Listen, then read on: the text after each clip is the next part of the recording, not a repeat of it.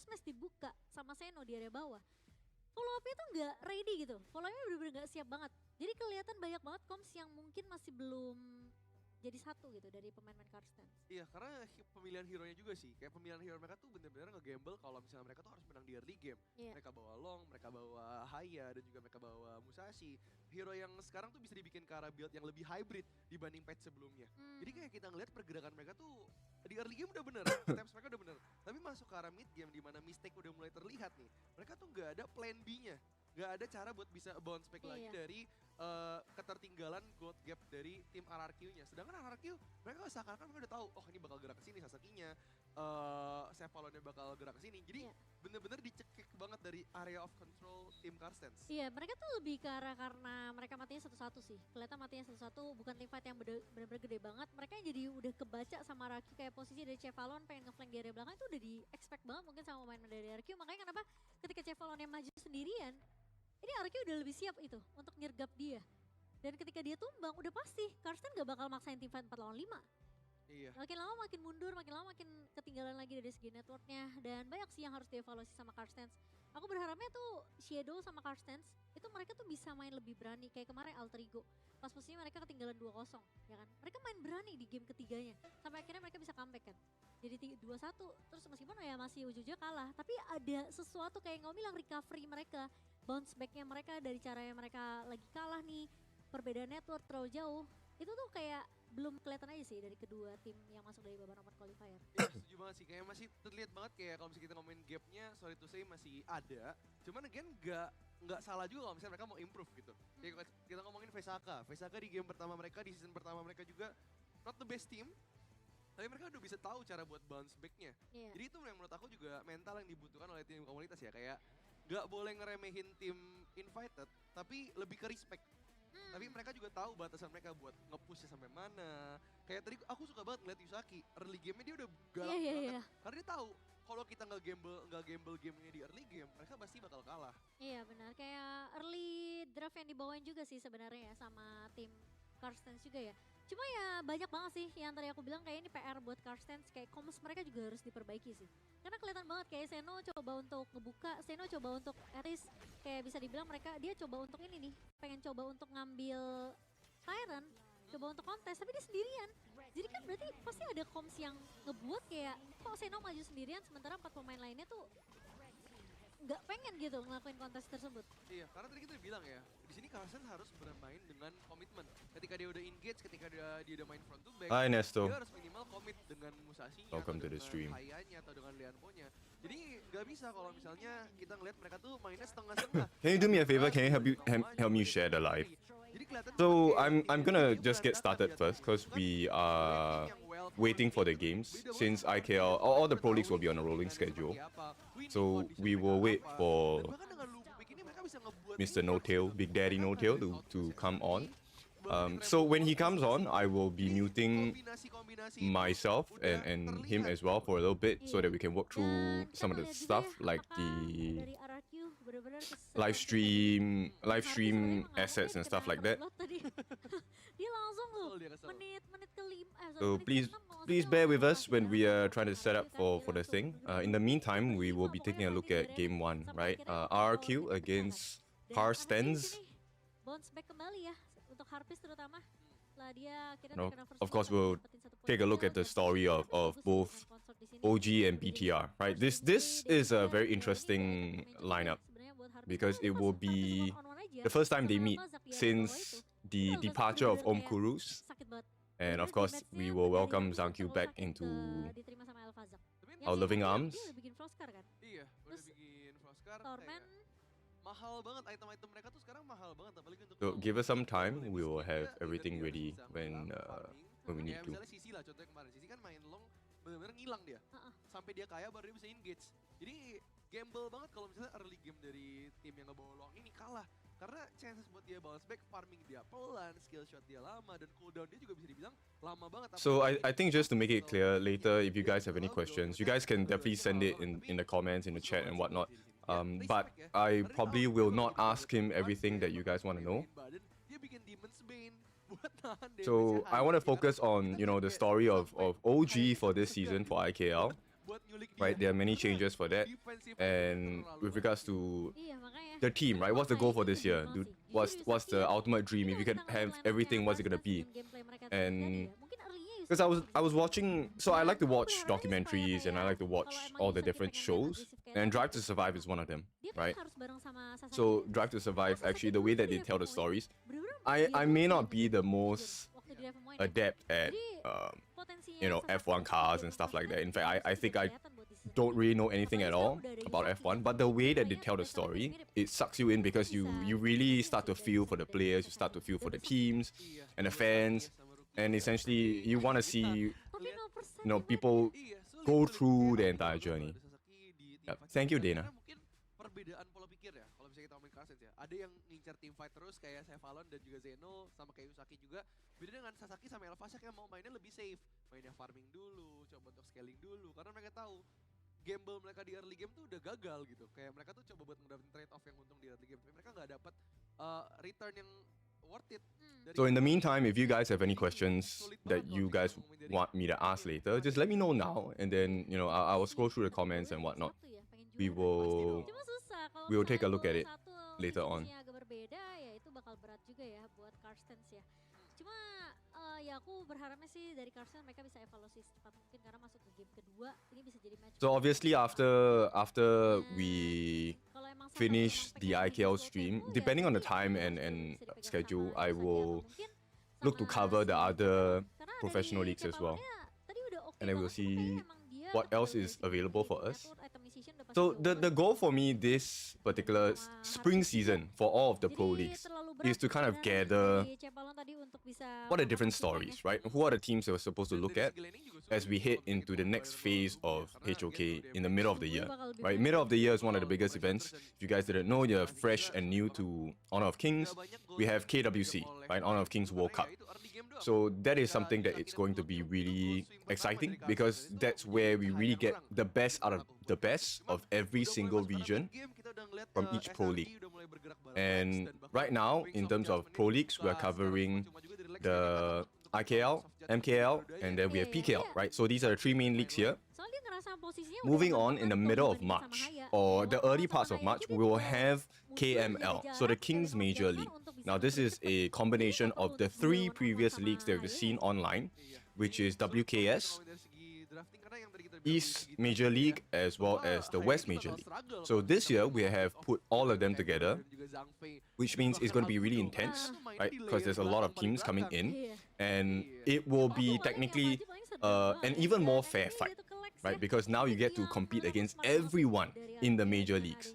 And this is where we get the teams that deserve to be in. Obviously, in terms of storyline, I'll be sharing about the teams that are coming in, the expectations we have, and even, look, there's a lot of new teams, new players, rebranded teams, rebranded players as well. And all of these little things are factors that will affect the performance of the teams in the league, right? And this year is an even more difficult year because when we first started HOK in 2024, June, when the game was first released, and then we actually had our first professional leagues coming in, it was best of threes, right? So you could blitz your opponent. You win a very quick 2-0, you're in. The global ban pick format might not hurt you that much. But now, every single professional league is starting with best of fives. So best of fives are difficult, not just for the teams, but for us as well, right? Because there's many more games. And to add on to that difficulty, you also now have teams across the board that are very, very proficient at the game already. So hero proficiency, hero pool, that used to be a problem for some teams. Now, it is not as apparent. So this makes it very exciting because games used to end in 7, 8 minutes. Now games will probably go towards 18, 20 minutes. Tempest games, where the slightest mistake costs you that series. So everything becomes tighter, everything becomes longer, everything becomes more intense. So this year is a very exciting year for Honor of Kings. Iya, ini bakal interesting banget karena udah ada revenge match juga ya, Cimo ya. Iya, nggak ada. Nggak ada yang bisa balas dendam lagi. Jadi ya you need to make the best out of what you have gitu. Pertemuan pertama itu sangat mengesankan. Itu. First impression gua loh. Gitu. Impression gua terhadap lu seperti ini. So for now, I'm just going to be waiting for Notail to come on, and then we'll start. we'll start in a bit. Tadi udah ada Haya, terus udah gitu. So for me now, it's more of like, okay, let me check my camera, my audio and stuff like that, and hopefully everything is okay. So on the stream, I think I will lower the volume for the casters. So if you guys are new to IKL, this is the Indonesia Kings League. And today our casters, we have Momo-chan, you guys should know her, as well as Rookie. I can recognize Rookie's voice anyway now.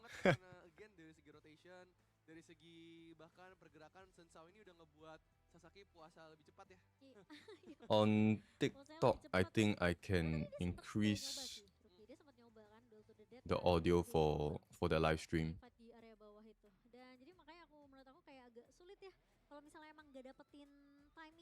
Let me put it at 25%.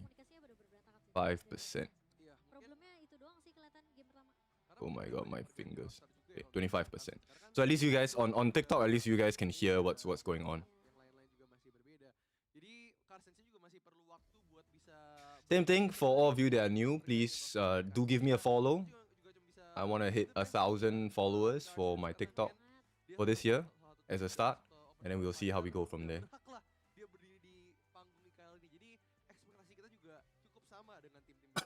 Ekspektasi kita tuh setelah ngelihat Vesaka, tim yang lolos dari Open Qualifier ya kan season lalu, terus sekarang jadi tim invite. Pressure ya jadinya ya. Jadi semakin besar tau nggak harapan kita buat tim yang masuk dari babak qualifier tuh bisa ngikutin jejaknya Vesaka. Karena pressure-nya besar juga ya, karena ya Vesaka men season 1 mereka Hi Nightwish. Sesuai ekspektasi. Season 2 tiba-tiba masuk ke top 3 dari IKL dan bahkan Thank you for liking the live. Please help me reshare and repost. Share the stream and repost as well. Hi Kenneth, hi Kenneth. Same thing, do me a favor, help me share and repost the live. Thank you so much. Amin. Penasaran banget sih, apalagi kalau kita ngomongin dari segi car sense, potensialnya ada. I think it's really exciting today. So obviously, you know, I was quite surprised last night. I was streaming all the various leagues, right? And then I got like a text saying that, hey, do you want to co-stream with NOTAIL? And I'm like, what do you mean? Do I want to co-stream? Of course I'm gonna co-stream with NOTAIL. So the last time I did one with Seb, and you know, I was introducing Honor of Kings for them, and this was with the previous rendition of OG, right? With Keke, Dao Dao, Wen, Muchen, as well as An. So obviously things have changed a little bit since then. So there's new regulations coming in about nationality, about slots and the region that you're allowed to play in. So that's going to be very important because this has shaped the league in every single professional league across the regions to essentially dismantle their team to make sure that they fit with the new regulations of each professional league. And then they have to find what are the best pieces to fit into this puzzle that is HOK for the year of 2026. Thank you for the heart, me. Do I call you A Liang or A Liang? Which one is more appropriate? Yeah, same thing. Please help me repost and share the live. Just leave? Okay, just leave will do. Itu kalau misalnya kalian fashion, nah itu udah kayak Chayen ya. Udah kayak Chayen ya. So today, at least for this first part of my live stream, it will be purely focused on IKL first because we want to take a look at OG. And then once NOTAIL comes in, I will give you guys the rundown of what's happening so far in IKL. What do we look out for in this particular season? And of course, I'll be asking NOTAIL about, you know, the dreams for the team, right? And about the different things they would like to explore this year. Because HOK, yes, it's technically is new in the region that we're in. But HOK is not a new game. And HOK is only going to get even more intense as the year goes by. Thank you.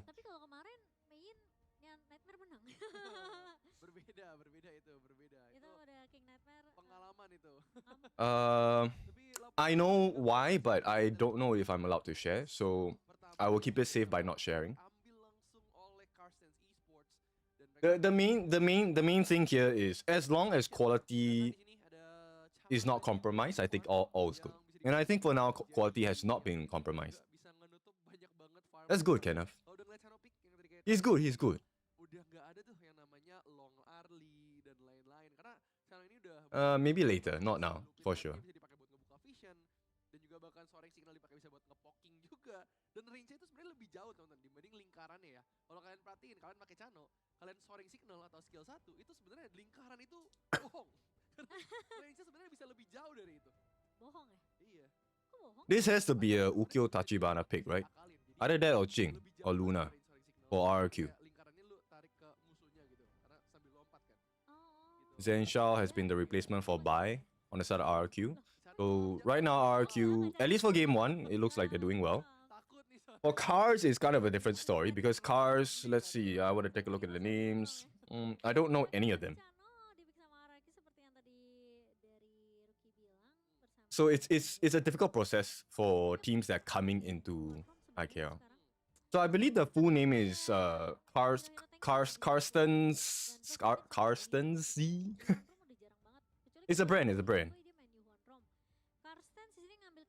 Yeah, so we'll call them Karstens then, since that's how they pronounce it in IKL.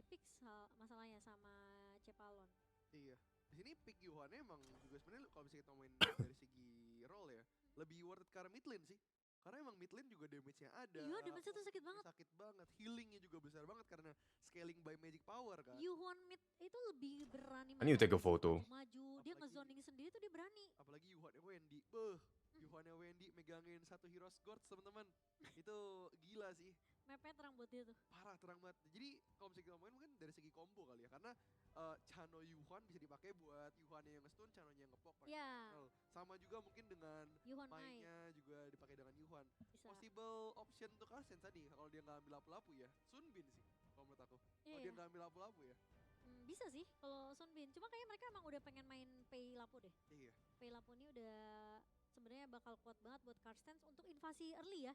Ini harusnya kalau misalnya Carsten mau main invasi di awal buat Sasaki bisa banget kan. Oh, did my internet die? Kan. Oh no, my internet didn't die. Jadi bakal enak banget sebenarnya lapu buat tim fight 5. Buat dia main invasi itu bakal enak banget. Apalagi temenin sama P yang bisa invasi juga di area early. Tapi Dharma langsung diambil oleh Singlin. Kamu tau nggak di MKL ya? Itu ada Dharma Rom. Iya kemarin aku nonton. Itu Z kan? Z, iya. Ya Allah. Tapi yang worst gitu. Itu day pertama MKL. Mungkin karena kita ngelihat di KS4 ada Dharma yang sering bikin item tank kan, iya. item defense ya kan. Dharma ilegal ya kan. Dharma ilegal, tiba-tiba Fatihnya diambil. Oh, Ying. Wow, Ying. Wow. Padahal belum adjustment loh. Statsnya beda loh teman-teman ya. Ying di patch sekarang sama patch yang akan datang masih belum di adjust. Karena base stats Ying itu beda kalau bisa kita ngomongin comparing to yang lebih update ya. Tapi oke juga karena Ying ini kalau bisa kita ngomongin di mainland, dia dipakai buat counter jungle assassin. Karena iya sebenarnya banyak sisinya buat bisa nangkep. Range-nya juga cukup jauh ya. Dan kalau misalnya kalian tahu triknya, Ying itu ultimate-nya Fire Blaze-nya bisa dipakai 2 kali. Jadi dia ngedash ke depannya bukan pakai skill 2 tapi pakai ultimate 2 kali. Set gitu, bukan dia mondar-mandir.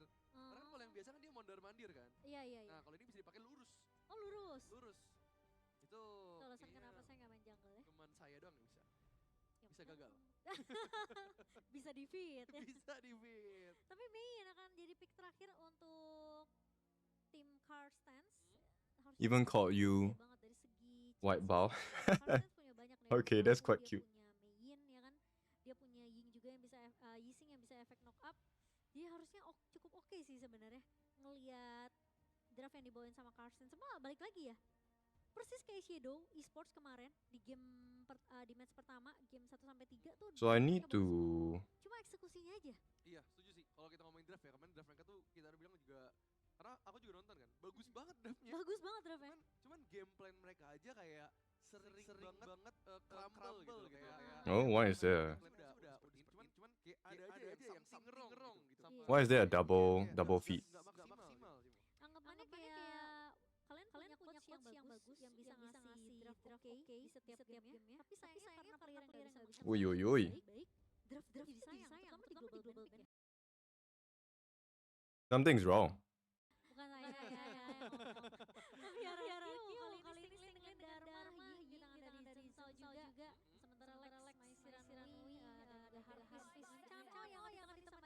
Ayo, ayo. Why are they having a double? Akan mendapatkan match point mereka di game kedua atau Carstens? You know, when I see Ying, it's purely it's like a non-shim red force pick for me. Iya, menurut aku iya. Karena dia kombinasi Yo, why is the audio like that? itu ya. Oh, tapi mereka nggak silap. Cannot. I need to text. I need to text the. Iya. Tapi mungkin ada zone juga kali. Oh, dia agak berat. Cannot. Guys, where's my 10 cent peeps?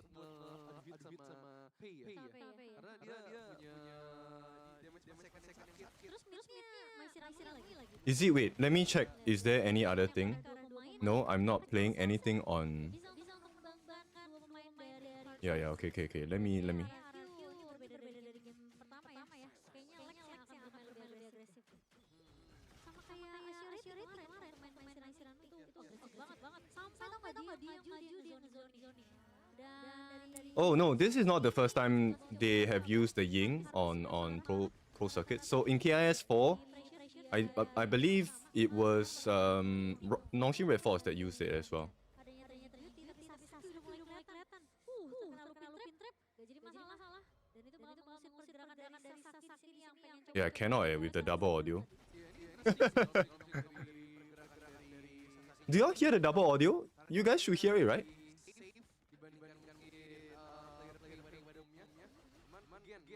Yeah, it's not me. It's not mine. For sure.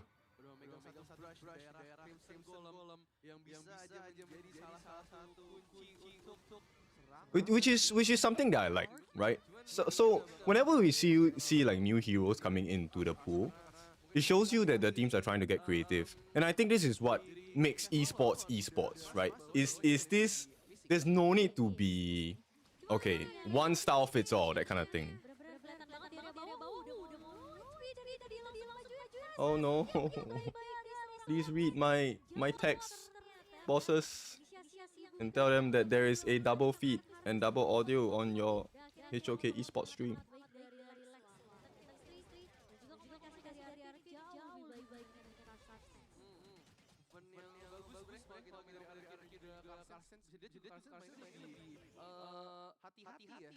Yeah, I know, right? Should we just mute it?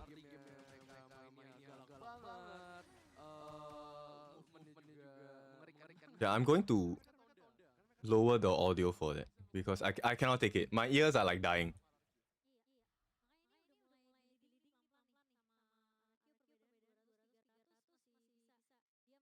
So I think it's been surreal, right, so far. At least for my journey in HOK has been crazy. Like, if you told me years ago that, number one, I will be able to cast HOK on the English broadcast, I would have said, you know what, yeah, I would love that. I don't know whether that was possible in the first place. Nice knockup from Lex. And the second thing is to meet all the different teams like Twisted Minds, OG, BSE, like all the big names, right? And then to then now be able to get like a co-stream with, first of all, Seb, and then now NOTAIL, it's insane, right? It's crazy. And you know, there's always people that tell me, oh, manifest whatever reality you want. Bro, I didn't even think about this. But here we are. Nice setup. Yes. So, Leafs, I am going to be co-streaming with NOTAIL. So I'm waiting for him to come on Discord and we'll be talking about OG together. Which is why I hope you guys can help me repost and share the stream as well. Right, so that more people know about this. I already posted it on my own stories. And I hope that that's going to be enough to at least get a little bit of traction.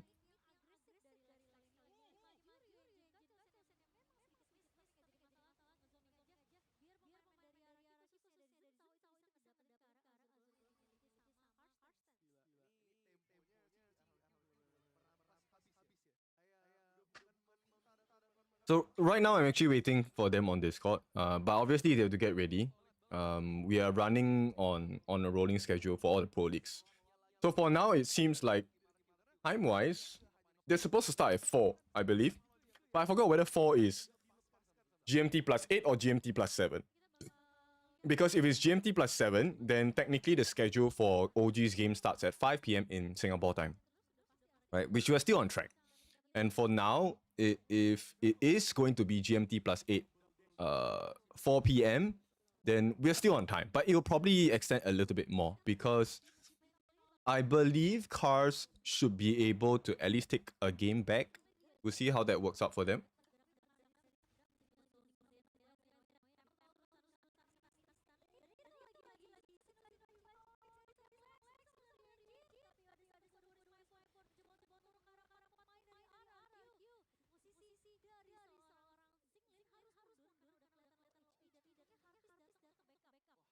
You can send whatever request you want. I don't know if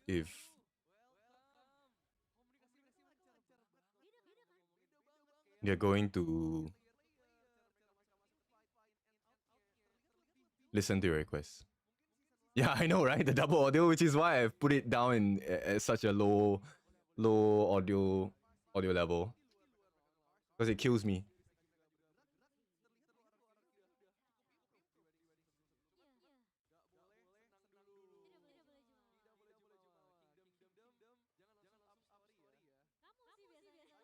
Yeah, but RRQ is definitely having a great game here. It's a 3,000 goal lead for now. They've taken 2 turrets. Cars have not been able to find any damage. Yeah. Any. And I don't... It looks like there has been no damage. So Car is definitely struggling quite a bit. But hey, this is their first... this is their first step into the Pro Leagues for IKL. So... yeah. Ferdinand, Big Daddy available in Twitch. Yes, 4 p.m.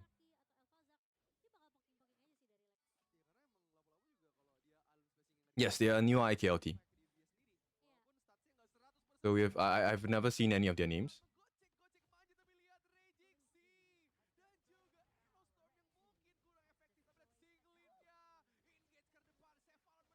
Yeah, it looks like the game is going to be over though. They're way ahead. Zhen Shao is like level 12 already. He's 3 levels ahead of Alpha Shark. So Alpha Shark here, or at least now it's a 2 level difference. It means the Ying just destroys him. They definitely have a significant goal lead. It's 5k now. Close to 5k. Yeah, it doesn't look that way. Because Ying as well as the channel, they're very difficult for Alpha Shack to catch. Like when he used the arrow shower or arrow storm, then you need them to stay in place to get the maximum amount of damage, right? But Zhen Shao as a Ying, and as well as the Harpies on the channel, they're so mobile. You don't get the full value of it. Thank you for helping me share, Carl.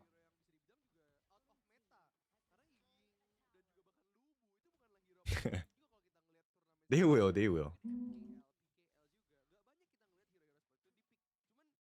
Why am I getting vibrations on my table? The hell? Okay.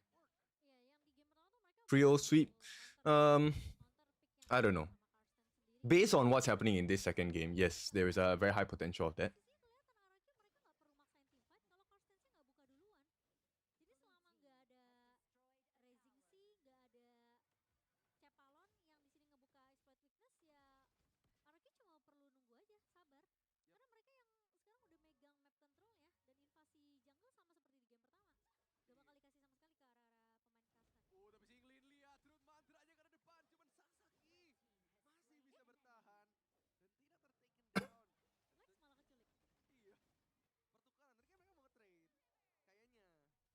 It's a brand. So Karstens, you can see on the top right hand corner of the screen.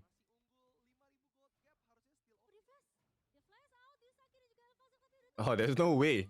Xingling is just going crazy here. And now Alpha Shack is gone. Yeah. Yeah, with the soaring signal as well.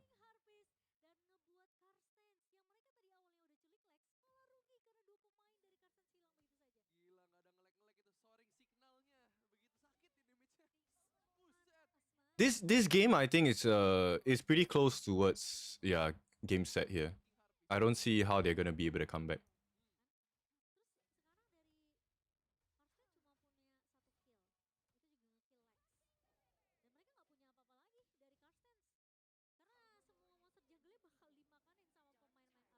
This, this makes me super stressed. The last time when I had to co-stream with Seb, obviously I'm excited because he's one of my idols in esports, right? Everyone remembers True Sight TI8, right? That was the one that really got me going in terms of like number one commentary. Okay, I wanna storytell like these guys. And then the way that information was framed, you get to see behind the scenes of what the players are experiencing, the thought process behind winning and losing, right? When you're placed in a position of winning, when you're placed in a position of losing, what do you do with it? So after that, then, I felt like the co-stream with Seb went well. We managed to get quite a bit of insights in and out. And then at the same time, it's very curious to see how they want to change their own game in terms of like Dota, because Dota was my OG game. I started esports with Dota as the main game. After that, it became like CS and stuff like that, Counter-Strike, and nonetheless, then it then dropped onto my lap where, hey, you want to try shoutcasting? And then I really had to rewatch everything across every single game and find out, okay, what makes a game exciting, right? No, there's no way. They don't have enough farm. The idea was good. If they won equal farm, I think they would have won that fight. But yeah, it's game over. So game 2 is over. RRQ should be able to take this. This is ace.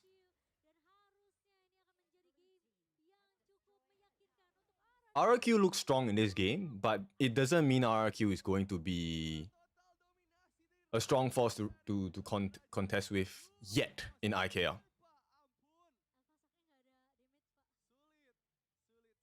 Okay, Zenshao showing up. That's good. Lex as well.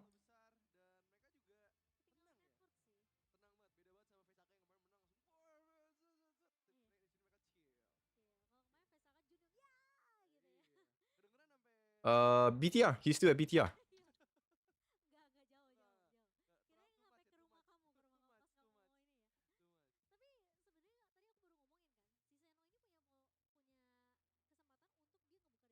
So he's still the jungler, but that's the thing.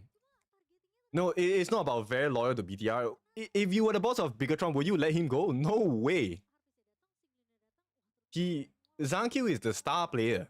He is one of the star players in IKL. If not the star player, there's no way you let him go. If I was the boss of Bigatron, I would never let him go. There's no way. And the whole thing about HOK at this point was, okay, you take a look at the decisions of the owners, decisions of the coaches and the managers, right? And every single team needs to identify this part, which is where are my strengths? And they have already identified it from the start, which is, okay, Zhang is the strength. Zhang is our spearhead, essentially, right, in the spear. Now, Bigatron, did they have the best season ever last year?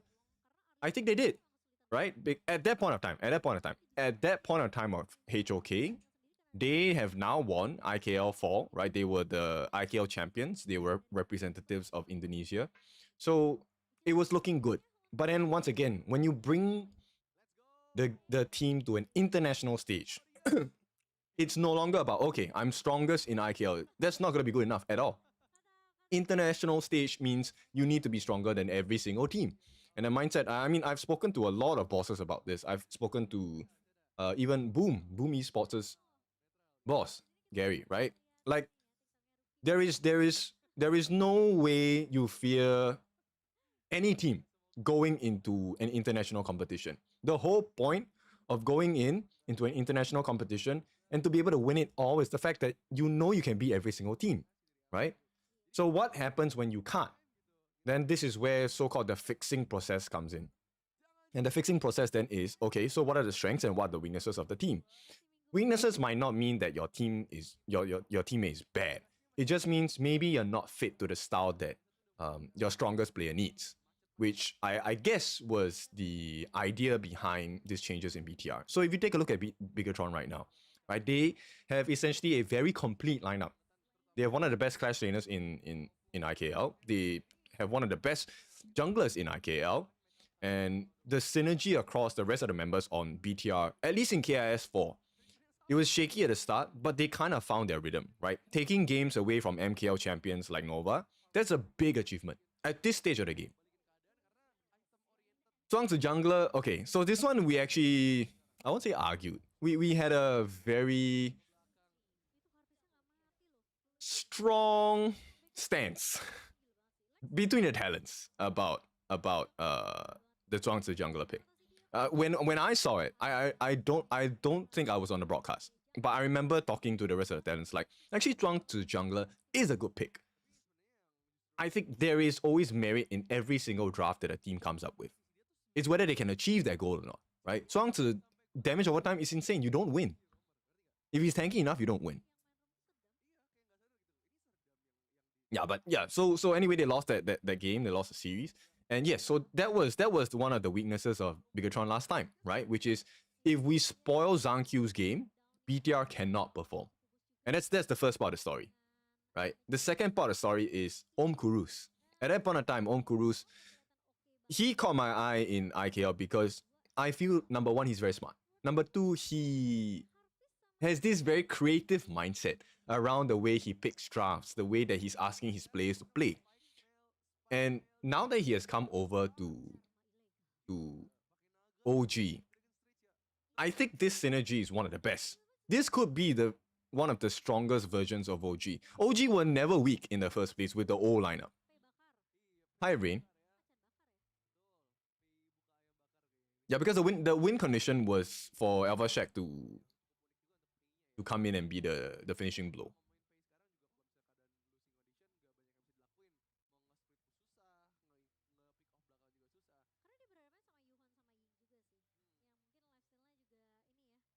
Oh, okay. So it might be fixed schedule.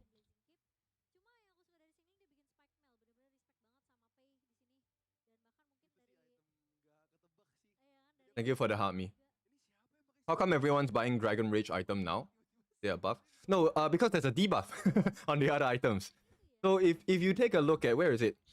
One of the old items, old builds on the items was the Eye of the Phoenix, right? That was one main item where a lot of junglers were built to help with the sustain. Also because Eye of the Phoenix used to have HP regeneration per second. That is no longer the case. And that hurts a lot of builds. So the difference between most professional games and what you see in now is increased health regen. No, it's the same. It's the same. There is no health regeneration anymore. Last time there used to be like 100 HP per second, something like that, right? That stat is no longer available in the item. So now it makes more sense for people to go with Dragon Rage because it gives you both magic and physical defense. At the same time, you are able to get percentage health-based damage on your opponents. You saw the latest skin of High and PK or one of the players used it. Is it a bug? No, I don't think so. So one of the things that will happen for professional players is that I think they do get some benefits. Don't quote me on this because I don't have the facts for this just yet. But I believe pro players actually get access to all the skins. In tournament mode. I believe, yeah, that is the case. Because as a game developer, you want to show the skins off, right? So that, you know, you can let people see what the effects are, help them make a decision. Do you want to buy the skin, or, you know, make them anticipate it even more?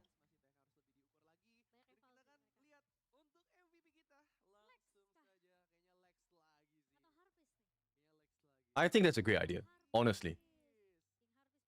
Okay, so let's talk about RQ for a bit. Harpist is one of those players, when we first saw him, Harpist didn't really catch my eye. He was struggling to keep up in IKL, to my memory, at the start for last year, right? But he's been getting more and more consistent. And I like the fact that he's stepping up. When we were at KIC, I think they qualified for KIC, right, last year? Harpist was someone that actually I was kind of surprised by. Bai was the other one, right? Because Bai wasn't really super consistent back in the ORQ. But today as well, I believe the game should be over. The other one I'm super curious about is Bai. Because now with Team HOK, this new roster from Team HOK, do they have a better standing in MKL? Because MKL is a monster league. Let's be honest, MKL is definitely one of the most difficult leagues.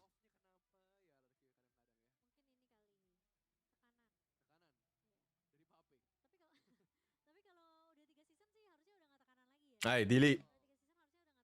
Cannot say that name.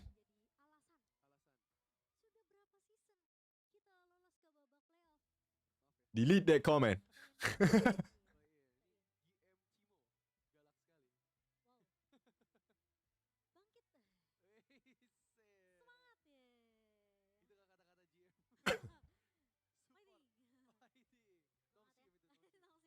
You cannot delete the comment. I cannot.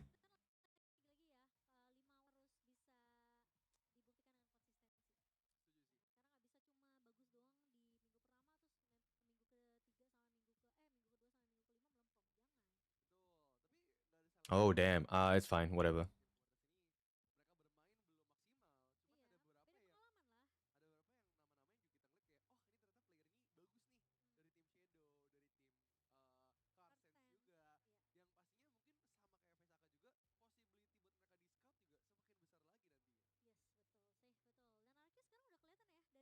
Okay, let me see. Like, do I press it from there? 5 seconds. Someone on Facebook was like, "Oh, you only have one viewer?" Well, everyone starts from somewhere. If you were to be disheartened by a bad start, right, then you wouldn't get far in life, man.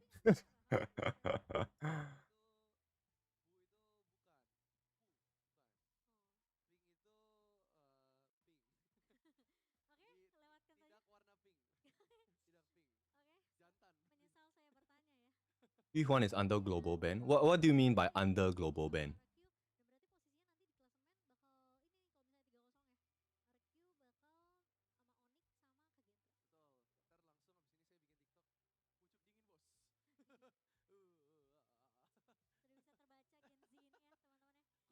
Yeah, I know.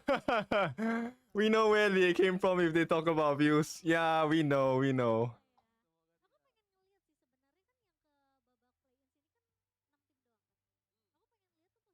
It's okay.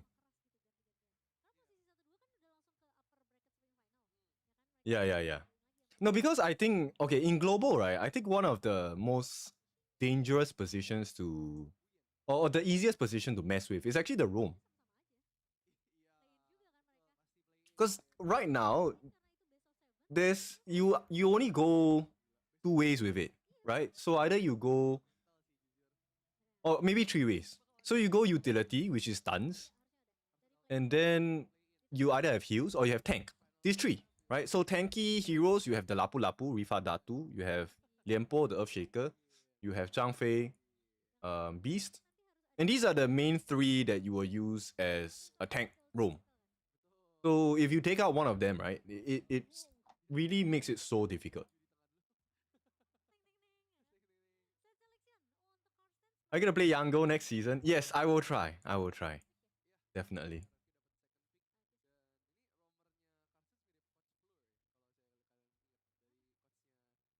I've used it in Wangzhe, so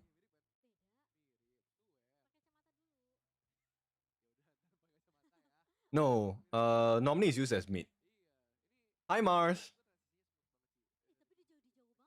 So okay. The point here is, I think obviously we want to make it more user friendly for non-Chinese audiences, and I think it's a good idea, right? So having English names is definitely going to be beneficial. And we're seeing. End of the day, I would feel that this is a test also to see what audiences like. Yuanke is no. Yango is not easy to use at all, dude. I've tried it so many times. Maybe it's just me being lousy, but I find it so hard to use. But the new changes with him about being able to turn his puppet into one of the any hero in the game is very crazy. It's super good. Which kind of, you know, opens up this door, at least in global. Is he gonna be ban heavy, right? There's all the professional teams ban him. Opponent as well. I believe he should be opponent. Opponent only, if I'm not wrong. I have not used him in a very long time. I've not used him since the rework in the Chinese server also.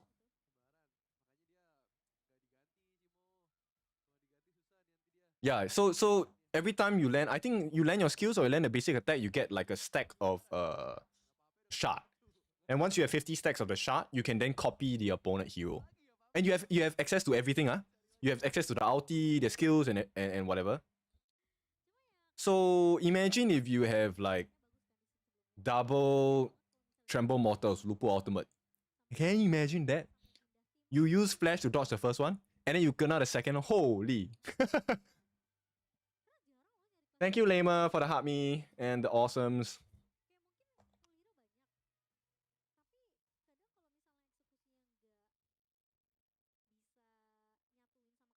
Thank you. Everyone, please help me share and repost the live. So yeah, level 15. Actually, that'll be quite interesting, huh?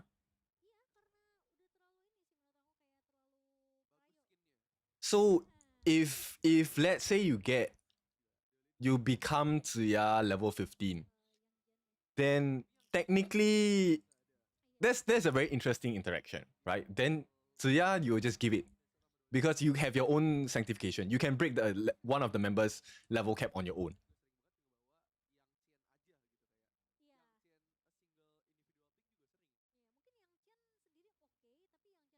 Ooh, that would be so interesting. Like, that would be, I won't say game breaking, but like, yeah, that's gonna be super cool.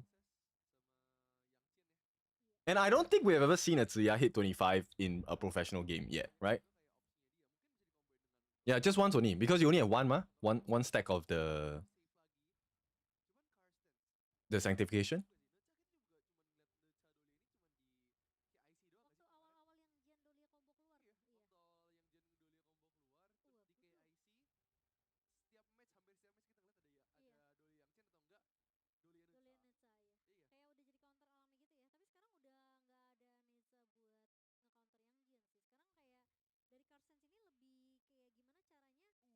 Has the game started? Has the series ended for Team Hak? I'm so curious about that. Oh, no more double audio. Okay, we can resume. Yeah, MKL, Team Hak. So we spoke to Aiman, who is the boss of Team Hak. 1-2 to who? Is Team Hak leading or losing? Not yet. I thought they were first series of the day. Sulit. Karena tiga hero pertama Karsen, tonton. Ini adalah hero yang bisa dimakan sama Guanyu. Guanyu yang ngilang aja, Karsen sih harusnya udah ada tanda warningnya Prince of Landing di atas kepala mereka. Tidung. Lo tau gak kayak gif yang tupai itu? Jadi ini tugasnya dari Cepalon sih, iya. Buat ngasih info, Guanyu missing. Katanya dia, gua lagi gitu. Lagi saya kerja ya. Gila, Charlotte juga di ban. Wih, Ata ban bagus sih. Nih, ban Ata ya. Second match against Twisted Minds. Okay. It's the next match, so it's not yet. Jadi udah gak akan ada yang bisa nahan Guanyunya karena Ata juga udah di ban, Charlotte-nya di ban. Yes. John is in Team Hak now. Untuk counter Agudo sih lebih tepatnya. Iya. Mid lane apa lagi ya? Nua mungkin untuk Viva RRQ. Okay, we have RRQ fan. Hi Yogi. Coach Rookie. Udah tahu. Basic kayak itu basic. Buset. Ganmos. Tadi aku pikir ya kalau misalnya Ganmonya mau di-pick sama Cardsens oke. Cuma RRQ mereka kayak lebih ke arah deny pick juga. Karena Guanyu ini You saw Chemi One use Yango in China server. He's already mastered the skills but not the copy skills. Ooh, okay. Yes, Aziza. So after this series, it will be OG against BTR. It's a very epic rematch because Om Kurus was the coach that helped BTR achieve IKL champion, right? This of course was with the efforts of the entire team as well. But now Pasifnya tuh bakalan that terus. BTR, they have also, reformed their roster, and it's going to be Bao in the Clash lane, Zhang in the jungle. I need to take a look at the roster again later. So the brains that came up with the strength for BTR. What is this? What is this change going to bring?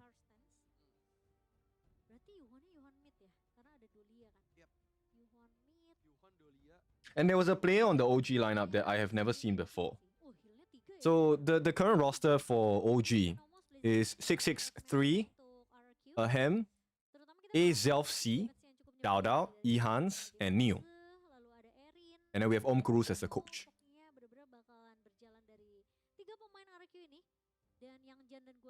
Okay, so we will have Ehans in the Clash, Dao Dao obviously in the jungle, Neo in the mid, Ahem in the farm lane, and then 663 in the roam. So a Zelf C, I don't think he's going to play. We'll see how it is.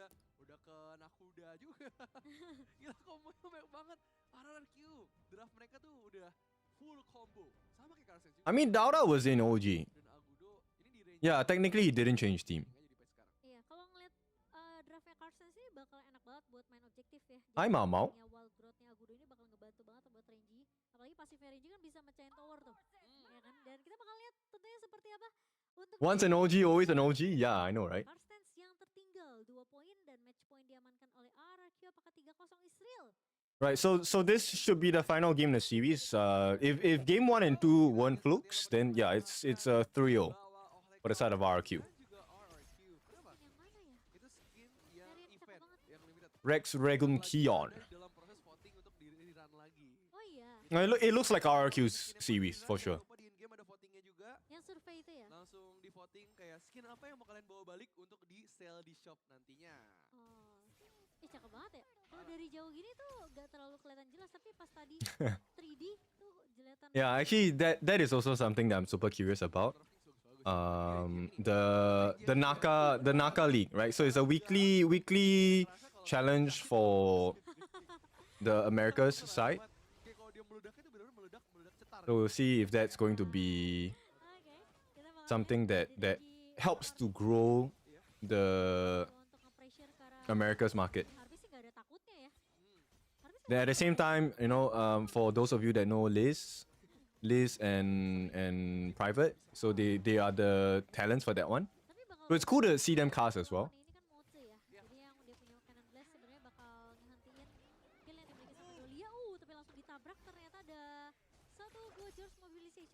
Yeah, the Dolia skin is very nice.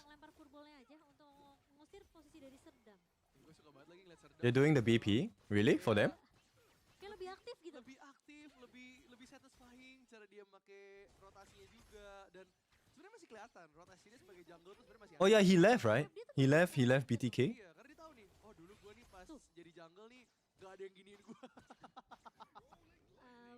There's like too many things to look at. Like as a talent, this is like a little bit overwhelming at times. Because it's like there's so many Bampic, BP is Bampic. There's so many leagues and there's so many teams, so many players. Masih tetap Dun ya. Cuma dari punya kanan Blitz kena terus sih dari Serdam. Parah. Itu kayaknya kalau misalnya di in-game udah ada achievementnya ya. Achievement yang kena terus kayak 100% apa ya, gitu 100%. ya.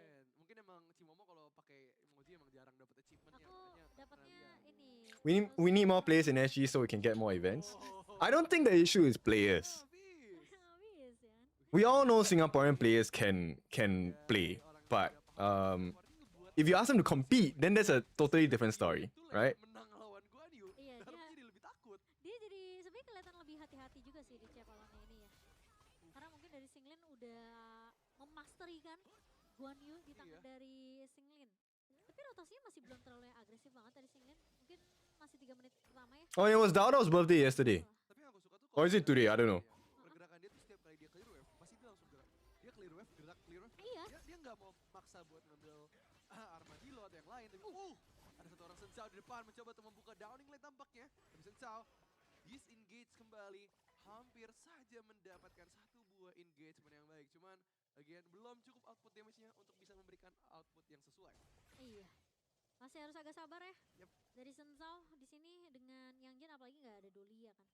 Jadi mungkin agak sedikit harus menahan tempo di early dan biarkan dari Harpist untuk dapetin space farming dulu sih. Betul. Kita akan lihat seperti apa pergerakan dari Sensao juga. Karena kalau kita ngomongin sekarang ya, yang Chen tanpa Dolia juga banyak banget kayak mungkin Yang kamikaze move ya. Iya, iya. Kayak gerakan-gerakan dia ketika dia udah masuk engage gak bisa keluar, itu justru jadi risk-nya buat tim RRQ. Tyrant pertama di-shake oleh RRQ, tapi lihat Sasaki-nya terjebak di belakang, terlalu berbahaya. Tapi Sasaki masih bisa survive. You can't watch the live properly? As in my side or what? Zinglin terbang ke depan, tapi tampaknya I hope they bring back more to Saint Seiya. I like that one. masih belum selesai, masih ada seorang di pakar depan. Hey, wait, Kenneth, were you invited for that? Di bulan Lebaran puasa ini. I didn't even know they had the meeting until you know messaged me, and I was like, oh, okay, have fun. Juga terpick off kali ini. Ini menjadi awal yang baik untuk Carstens. Karena memang masih butuh item lagi sih dari RRQ sendiri. Mereka nggak bisa terlalu maksain fight di arah early-nya. Karena dari Lex butuh passive stack ya dari Gun Enmo. Sementara dari Sedang benar-benar butuh Oh, okay. dengan adanya satu buah cannon blast yang connect. Lalu bisa dikombokan dengan pemain RRQ lainnya.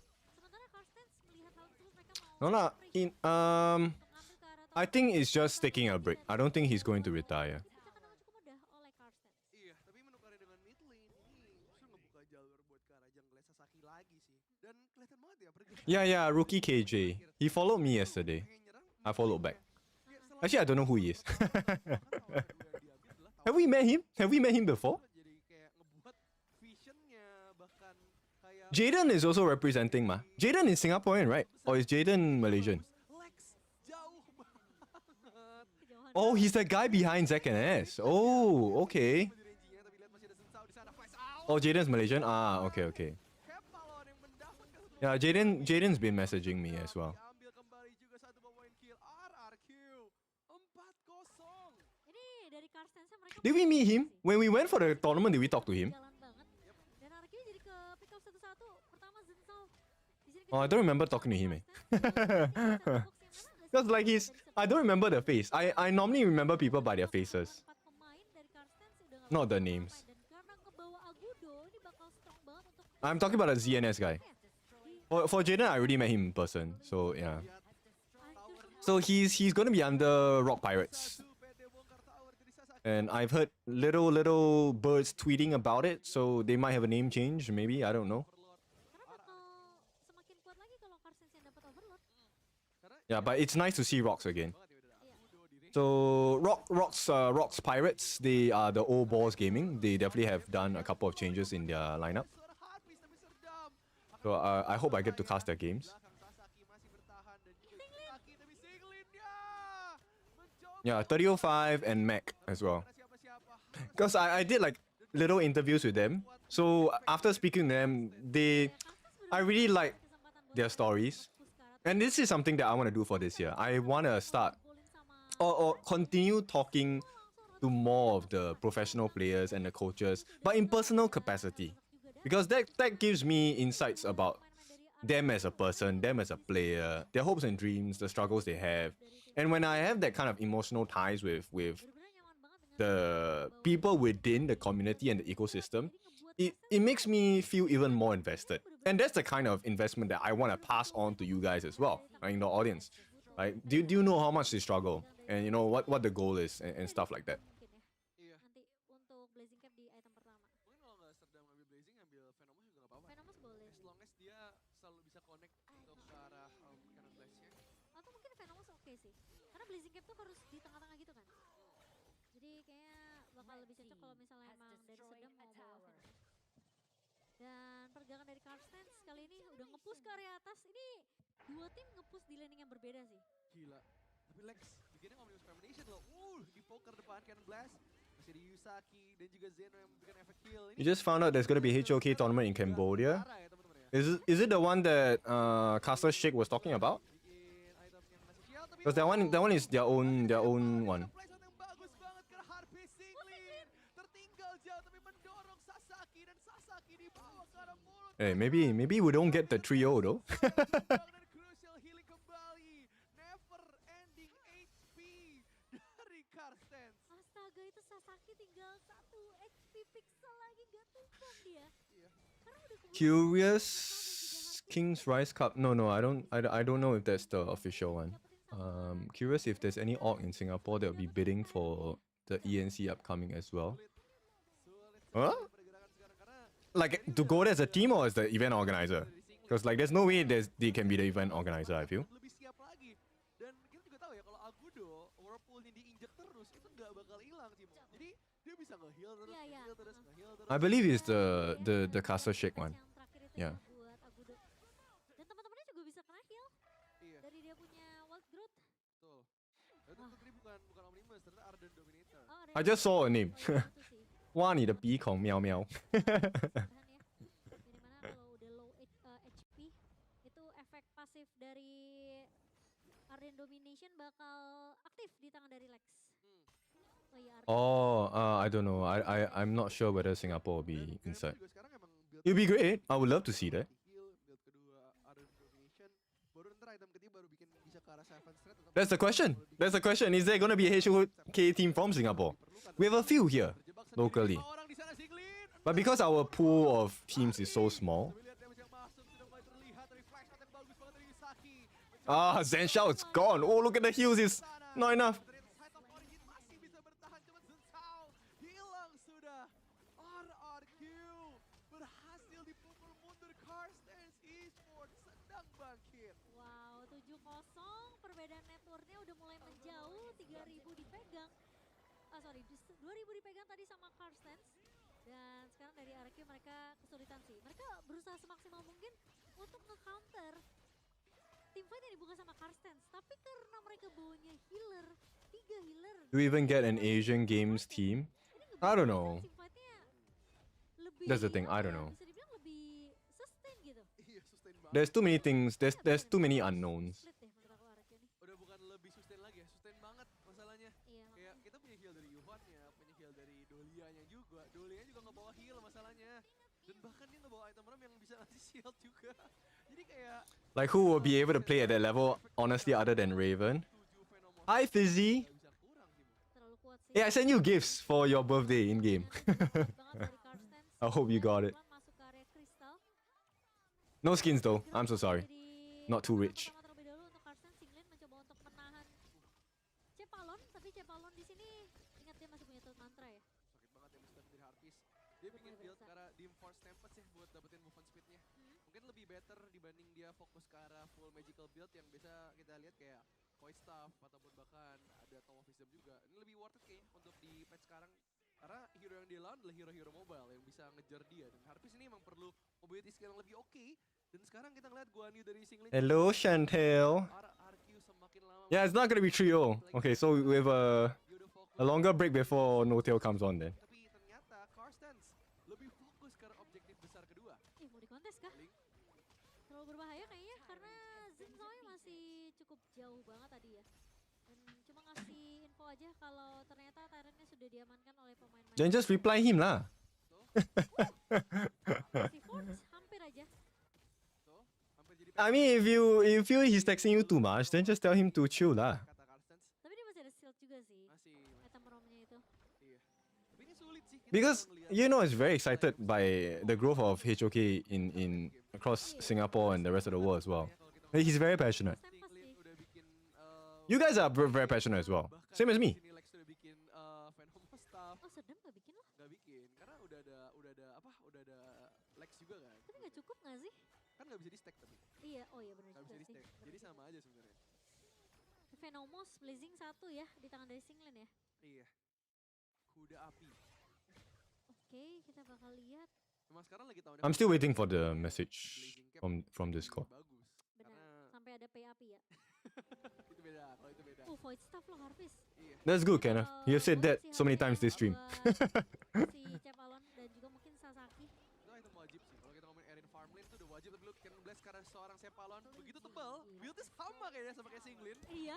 Yes, yes. Lempar ke depan just mobilization Lex half HP di flash out Yuan.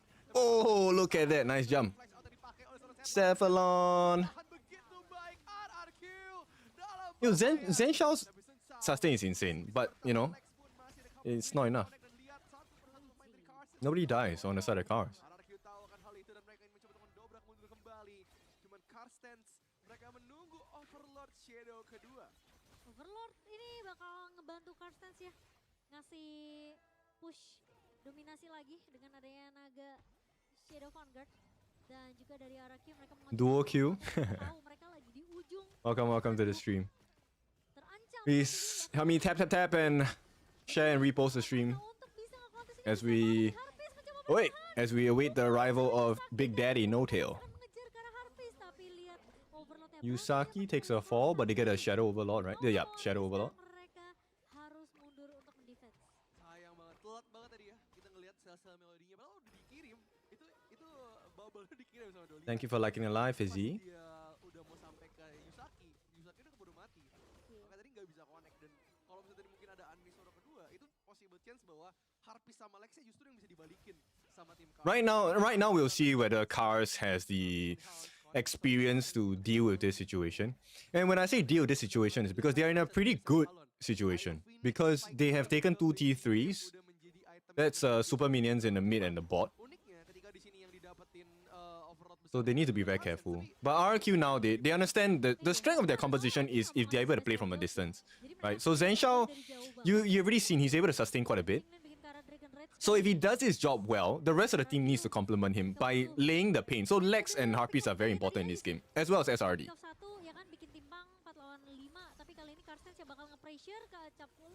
Cephalon, nice push away. Okay, Xingling comes on the back line.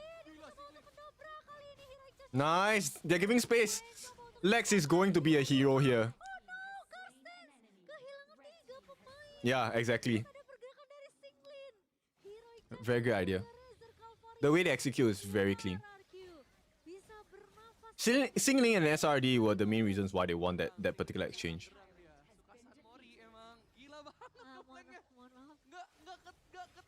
Of course they will fight hard.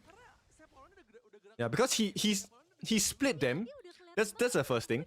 But the secondary thing, besides the split, is also the fact that he moved them away at the appropriate distance so that Lex can just drop his shots in. Oh, I think it's game. Yeah, they have a wave.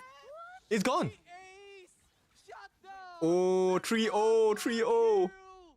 What a turntable. RRQ 3-0. What a comeback dari RRQ di game ketiga. Yeah. Nice one.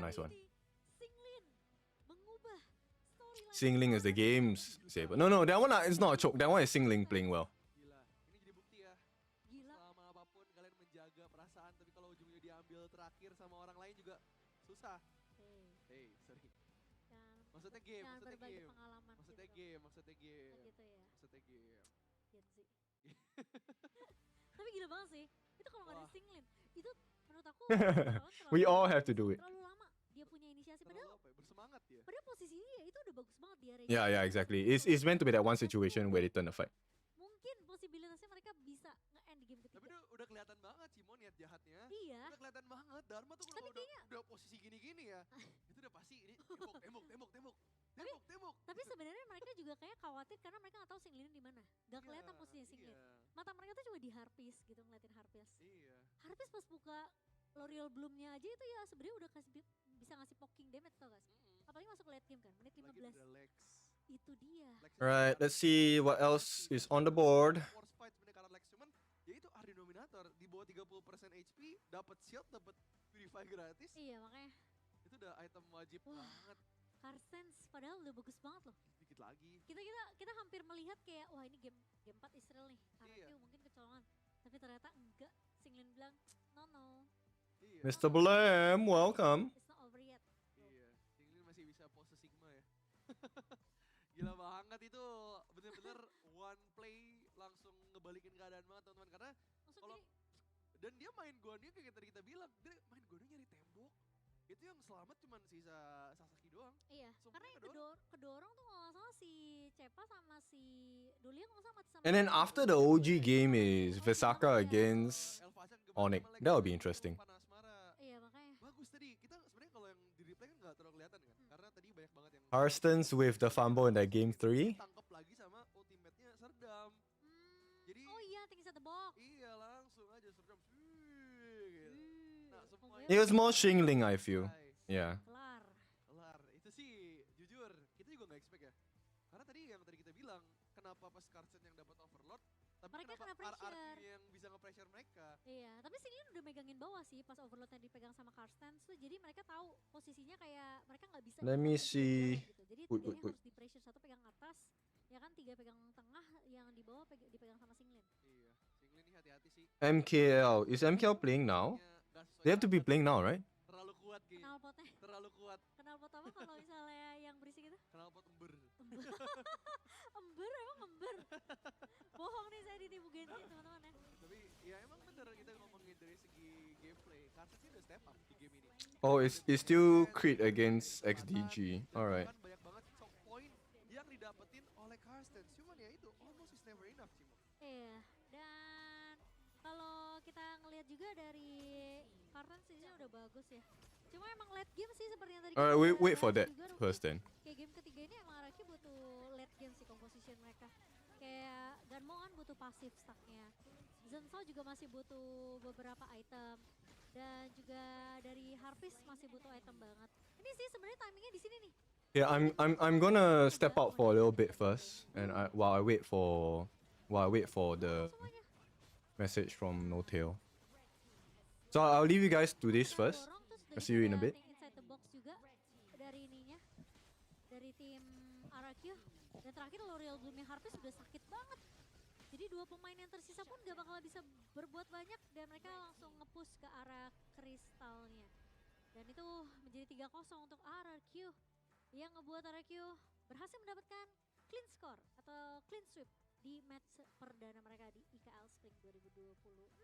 Iya, di sini emang performance dari RRQ juga sebenarnya bagus ya. Karena bisa bilang juga Karstens mereka udah bisa memberikan segalanya di game ini. Mereka udah bisa udah ngasih semuanya sebenarnya. Mereka udah ngasih team fight, mereka udah ngasih kontrol di early game.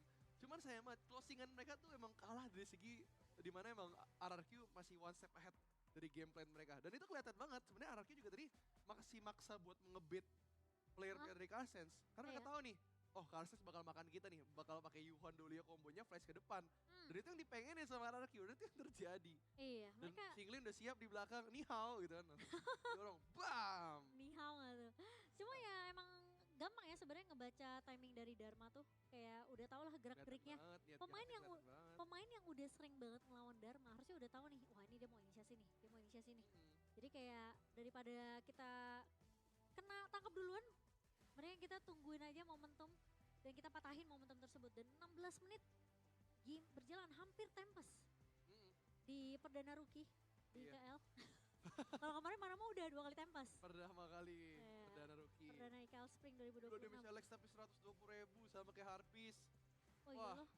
Di sini tapi emang Sensao juga nggak banyak space yang bisa dilakuin sih. Dia tadi bikin After Phoenix, bikin Torment, bikin bakal jadi frontline aja sih. Iya sebenarnya. Emang harus ada yang buang badan. Harus ada yang buang badan buat ngasih space ke Alex sama Harpistnya. Dan ini terbukti juga kayak dari segi damage juga dia nggak bisa terlalu melakukan banyak. Cuman dari team fight participation. 100%. Semua tim RRQ 100%. Singlin emang cuma 50 ya, karena memang sebenarnya tim fight besarnya dari RRQ juga nggak terlalu banyak sebenarnya. Iya. Dan emang kalau bisa kita dari segi gameplay juga Singlin emang nggak fokusnya nyari kill, tapi nyari playmakingnya aja. Iya. Karena sering banget kita ngeliat kalau misalnya Singlin udah engage nih, dia bakal mundur dulu. Dan ini yang kita lihat tadi. Gila. RRQ udah megang di early. Cuman hilang momentum ketika tadi ada combo dari Yuhan Dolianya plus tadi Lex karena solo kill di mid lane. Iya. Udah mulai kepake tuh ghost swingnya di daerahnya Karstens. Cuman itu kalau kalian lihat tuh ada kentang goreng warna kuning tuh di bawah. Nah itu kemenangan RRQ ya. Itu merahnya Karstens tuh gara-gara tower objektifnya pada pecah semua sih. Iya. Emang satu momentum ya dari Nerofnya sini bisa membalikin keadaan. Dan MVP-nya kita akan lihat jatuh ke tangan siapa, apakah Singlin atau Harpist atau justru Lex. Ya, karena posibilitas untuk siapa jadi MVP itu banyak banget dari RRQ buat di game ketiga kali ini. Tapi kalau menurut aku ya, di game ini ya, siapa? MVP-nya menurut aku masih Serdam. Entah kenapa menurut aku Serdam tuh yang justru ngekontrol tempo dari early game sampai mid game. Dia early game dia buka vision, rotasi dia selalu bagus. Dan dia tuh justru yang kayak menerangkan cahaya buat tim RRQ. Sorry King Harpist tapi ternyata. King Harpist dengan Erinnya ya. 214 ya tentunya jadi MVP di game yang ketiga dan mematahkan kesempatan dari Carstens untuk bisa membawa kita menuju ke game yang keempat. Dan 111.000 ya damage output dari Harpist. Nah itu dia untuk game ketiga kita di mana 3-0 berhasil disekir oleh RRQ dengan kemenangan penuh. Dan itulah kita juga bakal interview dengan dua player dari RRQ. Jadi langsung aja kita sapa. Hai Harpist, hai Zensao. Hai. Hello. Hai. Zensao bisa bahasa Indonesia? Bisa. So, you can speak Indonesian? Kenapa nanya bahasa Inggris? Sedikit bisa? Sedikit. Sedikit bisa? Sedikit. Sedikit bisa, oke. Yes. So gimana Zensao? Hmm. Ini first match for RRQ 3-0 kan? Different when you in IKL Fall. So how do you feel about your new team now? Oh, my old teammate is good and coach is also good. Also good. The coach also good? Yeah. Okay. Okay. So it's Oh. totally different. Yeah. So are you comfortable enough in RRQ? Yeah. Wow. Jadi siapa paling dekat sama Zensao? So, which one are you the closest to Yeah. in RRQ? Is it Serdam? Is it Harvest? Everyone. Everyone. So the chemistry Oh. good. Yeah. Wow. Okay. I can see that mukanya Sensei emang lebih fresh ini. Lebih glowing ya. Lebih glowing. Cerah ya. Oh, it's more happy this season. And Happier. you made your debut pick with Ying this season and the first match that you played in, which is interesting because in IKL so far, especially in the global scenes, nobody has picked Ying. Mungkin maybe it's different in overseas. We know that they have like played a lot of matches there. What made you want to pick that Ying in the meta? I think this hero is pro now. Oh, it's good now? Yeah. Especially when you against assassin maybe? Like Pei? Yeah. Pick just now? Strat bro. And I favor lah. Safe strat. Strat lah. Oke, jadi kata mereka tuh emang Ying ini lagi bagus di patch sekarang ya. Iya. Makanya mereka tuh pede banget buat picking karena itu strat dari RRQ juga. Iya, Gitu. strat dari RRQ. Emang kelihatan juga Zensao lebih nyaman dengan coach dari RRQ juga di sini. Oh. Harvey sih, ini selalu interview. Oke, seperti di IKL Fall 2025, RRQ kan minggu awal tuh mulus banget. Guys. Nah, ini buat season kali ini gimana nih? Semoga aja mulus sampai juara. Semoga aja. Iya. Kamu ganti nama kan? HERP. Nah, 1ST. Nah, itu 1ST itu artinya apa tuh? Yang gak satu aja. Oh, mau juara. Mau dong, mau dong. Loh, masa? kan maksudnya Mau targeting, juara? kan targeting gitu. Maksudnya apakah udah pasti targetnya ke playoff dulu nih, posisi 1-2 Harpis? Ya pertama playoff lah, kedua pasti targetnya juara lah. Targetnya juara ya. Udah siap berarti ngalahin Bigatron, Siap, siap Kagentra. banget. Siap banget ya. Lebih pede sama player yang sekarang? Yang dulu sekarang sama-sama pede. Oh iya. Selalu Cuma pede, mah Harpis season lalu juga selalu pede. Cuma bedanya apa sih sama roster lama? Mungkin kalau dari Harpis? Gak ada bedanya sih, kan yang milik coach aku mah tinggal main bener aja udah. Berarti betul. Harpis ini salah satu pemain yang luar biasa menurut aku. Karena Iya. dipasangin sama siapapun ya harus terima gitu. Dan dia tuh player Indonesia yang apa ya, semangatnya tuh nggak pernah padam gitu. Iya. Dan ada player Indonesia baru nih yang masuk ke RRQ ya, Serdam. Which is kita tahu emang Serdam ini orangnya kan cukup vokal ya, Fis ya. Cukup bisa dibilang IGL lah. Dia cukup vokal dalam shot call dan lain-lain. Kira-kira dengan dari dia masuk ke RRQ sebagai ibaratnya suara baru, itu bisa buat lu lebih fokus lagi nggak kan? Soalnya kalau misalnya kita ngeliat season lalu, kan justru shot call dipegang sama lu kan. Kira-kira gimana? Ada yang Serdam ini ngebantu nggak? Dari dulu gua yang megang, cuman kalau ini mungkin ngebantu pas gua kagak lagi di kerang aja. Oh, I see. Oh, jadi ada tugasnya masing-masing lah ya. Ya. Oh, tapi masih call-nya dari kamu Hmm. mostly. Oh, pro-nya berarti masih dari Harpis. Masih Harpis. Tapi sekarang kan best of 5. Ya kan? Ini apakah semakin banyak strategi lagi yang bikin kalian makin kompetitif? Kamu Banyak. lebih suka best of 3 atau best of 5? Makin banyak game makin seru. Oh. Jadi kita nih adu-aduan paling kuat siapa? Oh, Paling gitu. jago. How about you, Bukan cuma Zensao? 1-2 hero aja. Oh, enggak itu Tuh. terus lah ya. How about you, Zensao? What do you think about best of 3? But now we do have best of 5, right? Which one make you comfortable? I think more game good lah. More game good? My hero very more, you know. Oh, pelironya banyak nih Zensao. Lebih pede juga ya kalau best of 5. Iya, Oke. Minggu depan kalian bakal ngelawan Vesaka juga kan? Berarti kan match di minggu depan. Atau belum ada jadwal? Belum ketahuan jadwalnya? Belum tahu sih aku. Tapi pasti nextnya bakal ketemu sama Vesaka. Dan seperti yang kalian tahu juga kan sekarang Vesaka lumayan kuat lah ya. Bukan tim yang datang dari qualifier, udah invited banget sekarang. Terus mereka ada Enix. Harpis ngeliatnya gimana? Kemarin juga mereka menang kan tuh. Di Mahadewa kan juga kalah sih sama kita. Oh iya Bener sih. sih. Bener sih, di Mahadewa juga kalah sih. Jadi udah siap ngalahin Enix lagi ya? Lah bukan siap semuanya, yang impor-impor sudah lawan saya. Keren. Itu. He said that everyone he can beat everyone. Ya, Especially the import player. Iyalah. Oke, tapi dari semua tim yang bertanding sekarang dengan format baru, kamu lebih pengen ketemu ngalahin siapa? Semuanya lah. Semua everyone. Oke. Zensao, you wanna beat everyone? Ya. Wow, seperti Araki udah. Zensao and Harvest mentality. Jadi kebus juga nih aku nih. Yuk main HP yuk. Oke, let's go download. Thank you ya buat Zensao dan juga Harvis. Gila, interview sama Harvis emang selalu seru ya teman-teman ya. Good luck for the next match. Dan itu dia teman-teman, udah kita dengarkan juga suara hati dari Zensao dan juga Harvis. Thank you banget buat interviewnya. Dan kita masih ada match kedua yang gak kalah serunya. Jadi buat kalian jangan kemana-mana karena kita akan mempersiapkan match kedua tentunya yang gak kalah serunya. Dan kita bakal break sebentar dan kita akan kembali setelah yang satu ini. Bye-bye.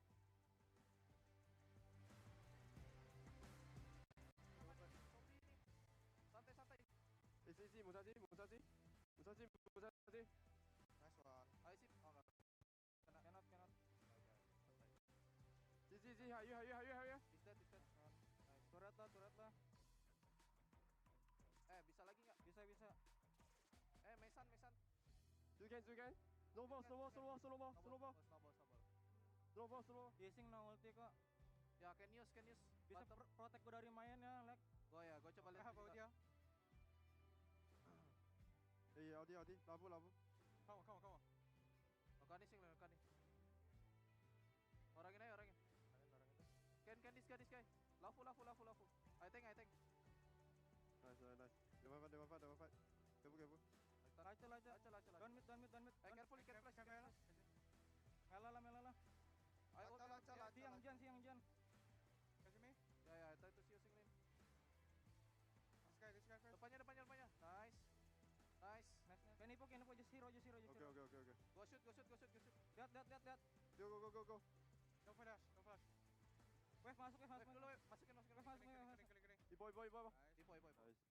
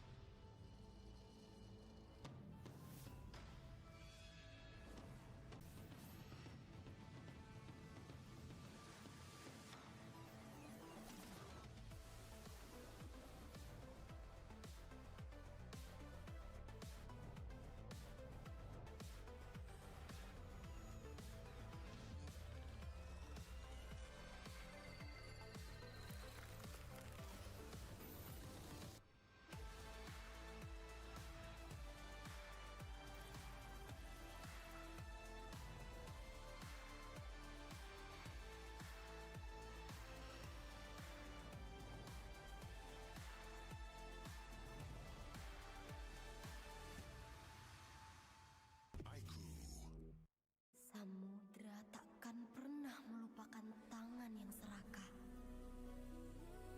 Kau kan pernah benar-benar mengenal kedalaman samudra. Mereka memanggilku Ratu Pantai Selatan. Ingatlah hari itu saat melati merunduk layu dan lonceng angin enggan untuk bersuara. Samudra adalah aku, dan aku adalah samudra.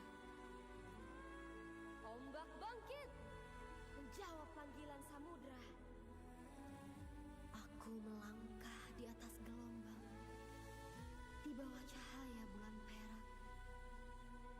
Di hadapan angin laut, segala yang hidup hanya bisa menunduk.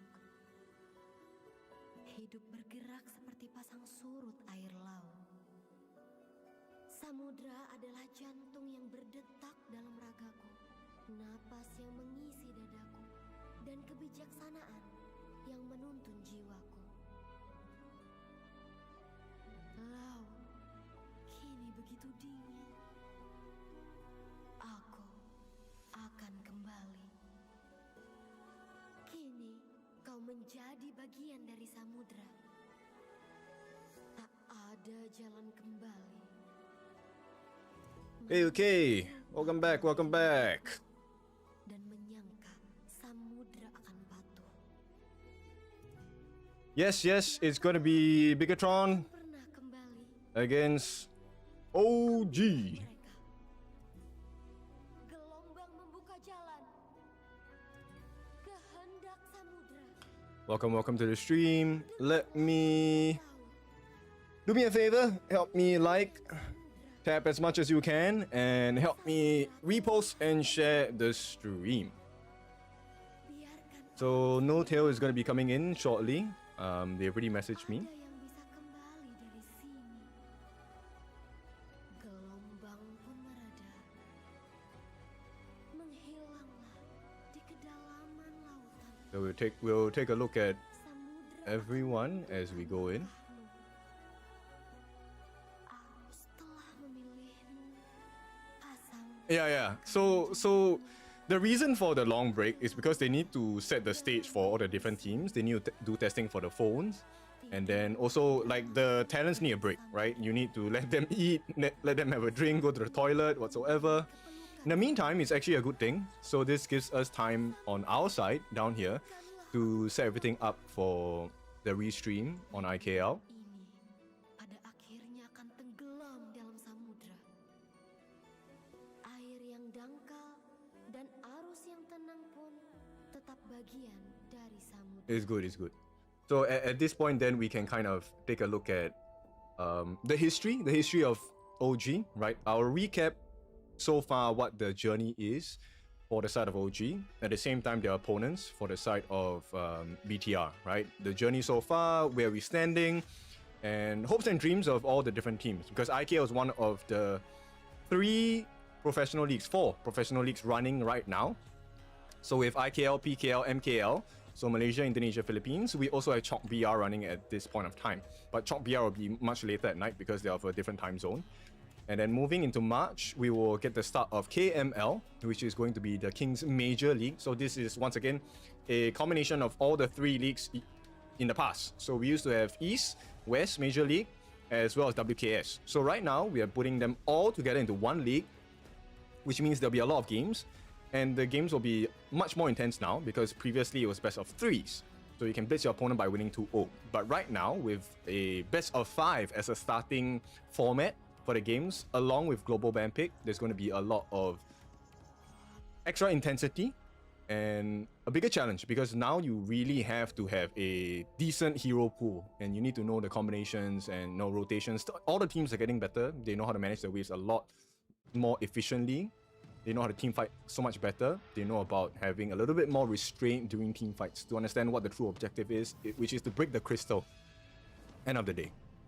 So for everyone that is watching, thank you. Whatever platform you're on.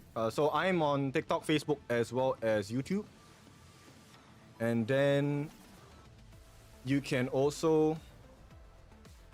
wait, hang on. Let me reply to NOTAIL.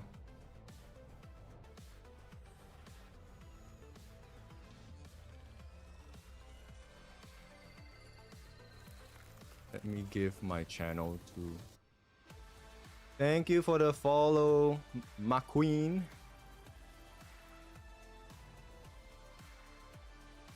Okay, let me go back to the chat with the group.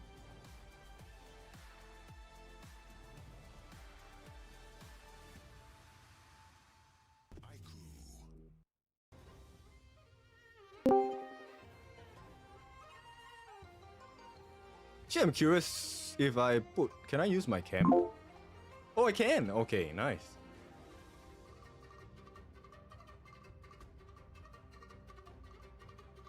So when NOTAIL comes on, I will mute my audio for a little bit because I need to make sure I have a couple of... Like, we set the things for the stream, the restream, everything together.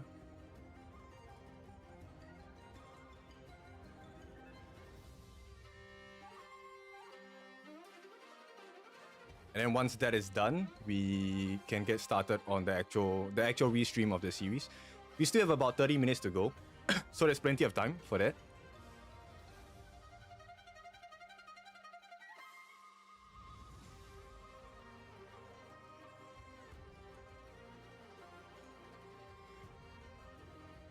The hell? They're restricting me again?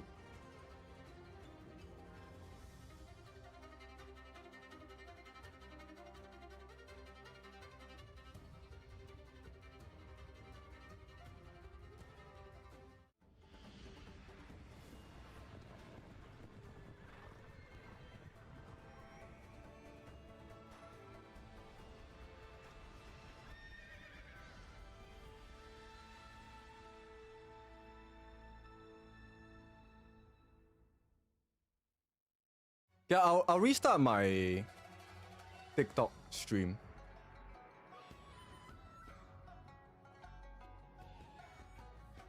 So I'm gonna end this first.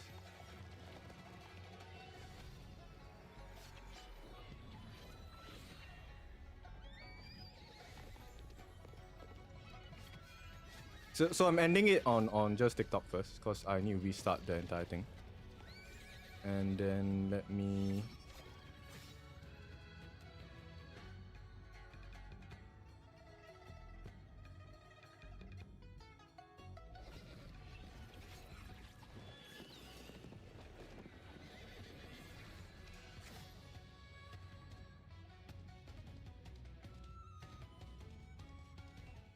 Menembus puncak tertinggi. Menjelajahi pegunungan.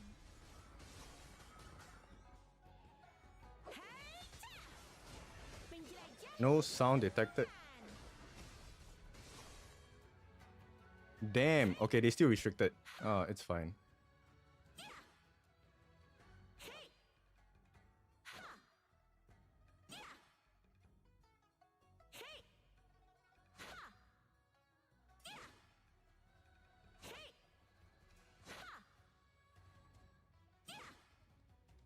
menembus puncak tertinggi. Yeah, I'm not sure. Not sure why they restricted.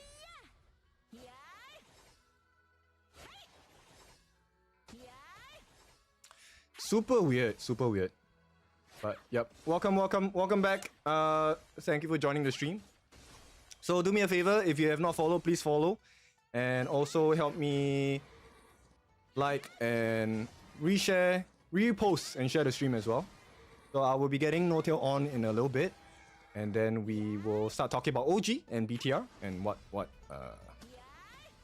I heard you will be in Vietnam around August. Who do you hear that from?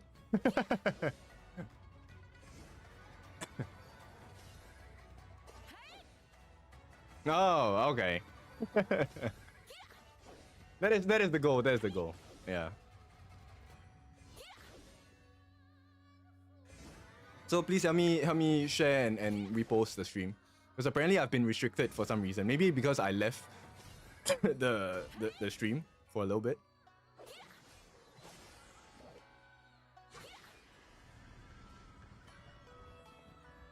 So once again, just an announcement. When NOTAIL comes in, I will mute my stream for a little bit, just so that I have we are able to kind of discuss about what we want to do.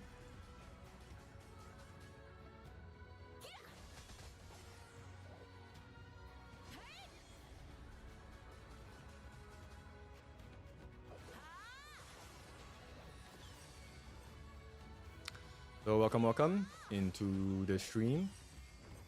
Let me see, what else is this? So for the others that are on the other platforms, if you're on YouTube, please help to subscribe, and you can help me share as well. For my friends on Facebook, do the same. Help me like, and you can leave a comment, drop a share as well. Share into the different groups if you have. Oh, double audio. Siapa bilang nggak ada jalan ke Cianan? Aku bakal bikin jalan pakai tombakku.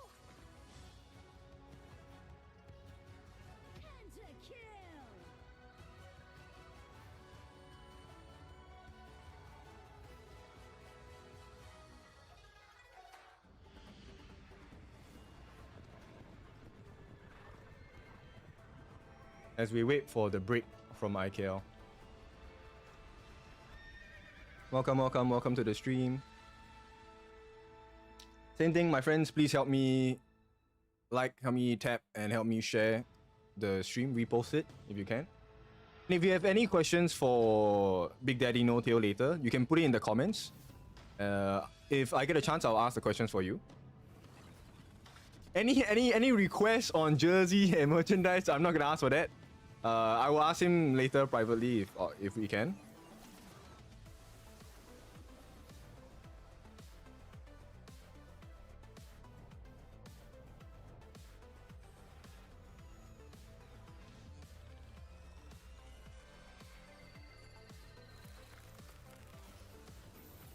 Hi Mirani. So I think I will be on a repeat, or maybe I should just put it as a comment.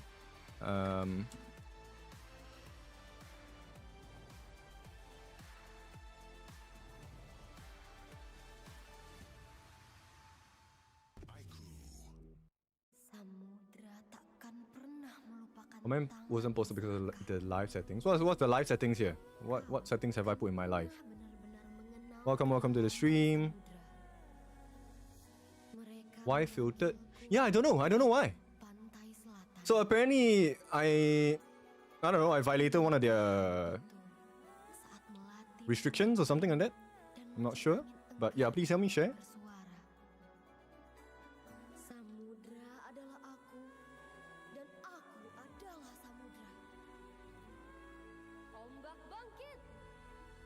Yep. So help me share and repost. Thank you. So it says that I was not. What was this message?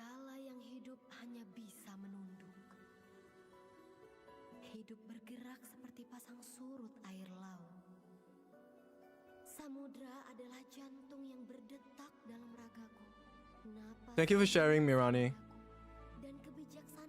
They said this behavior is not in line with our policies. Gifting is suspended in this live for 10 minutes. Reason: reproduce content. Oh, okay, wait. I need to share this to the 10 cent peeps. Print screen. Can I print screen? Why can't I print screen?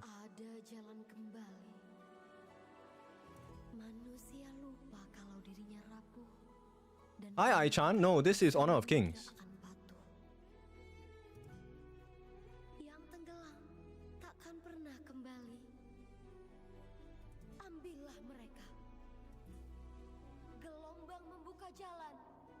Why can't I print screen, huh?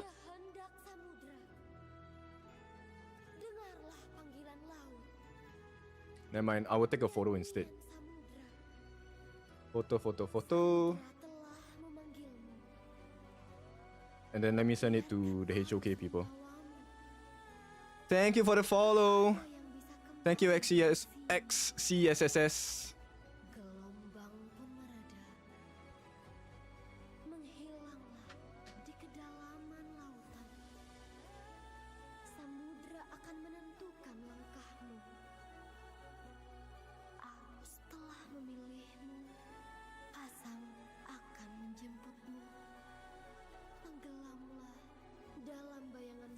I mean, do you play that game? Because I used to come from that game. I used to be a caster there as well. I'm from the far mountains and it is my first time using your phone. Where are you from? You're definitely not from my area, because like I don't think we have mountains here in Singapore. We have hills. That's about it.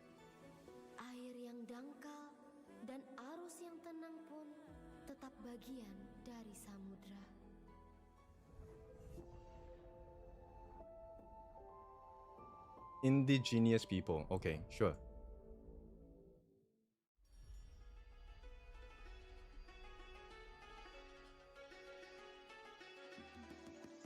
Welcome.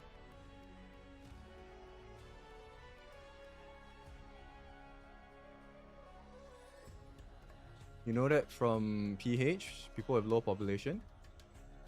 Not too familiar, to be honest. But are you from Philippines?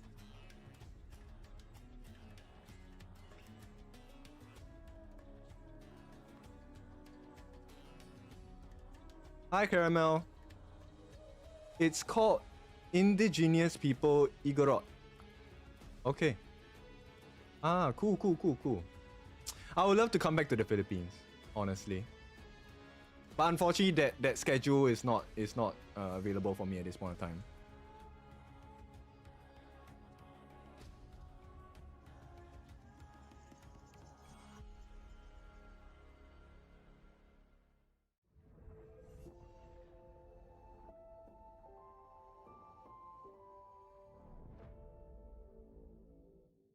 We're still waiting for Big Daddy.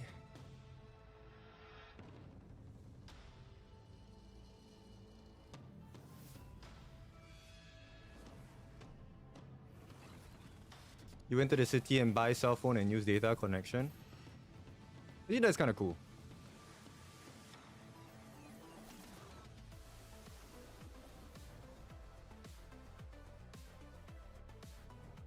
Well, nonetheless, welcome to Honor of Kings. If this is your first time viewing HOK, I will be doing a breakdown of what's happening in the professional scene. So this is the Pro League. And then we're currently taking a look at the IKL. So this is for Indonesia. Right now, there are 4 different leagues running at the same time. So it's going to be PKL, IKL, and then MKL. So Malaysia, Philippines, and Indonesia. And okay. Oh, hello. Okay, hang on. Let me mute my stream.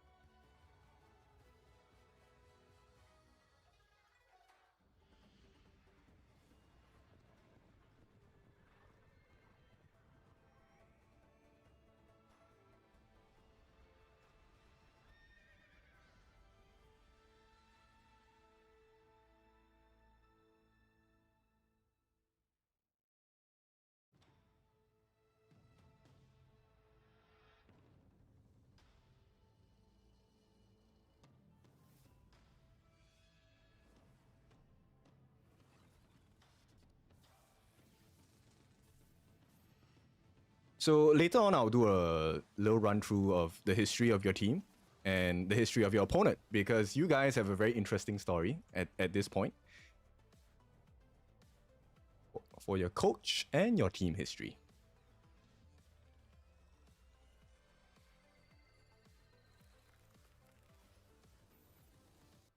Roughly there or so, because the talents will start to talk about the lineup and what they can expect out of this match, and this is a best of 5. So I will do an introduction for you as well when we get the game going, or we can do it now as well.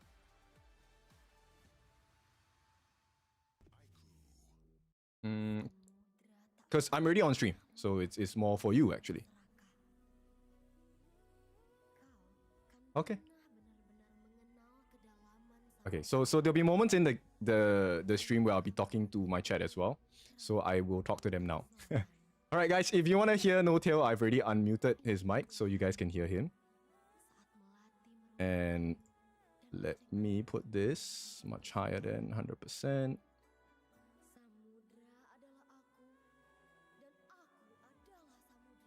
Which means I will lower the stream audio on my own end. Let me check my OBS, Discord. Right, can you try talking, NOTAIL?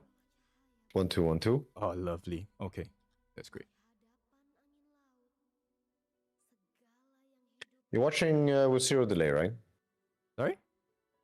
We're watching this with 0 delay, right? I didn't see anybody right. There is a delay for this. Already on the stream, like Yes, the stream already on or the YouTube. Yes, okay. So it's a. I'm starting my stream also. Oops. Yeah, I have to do this.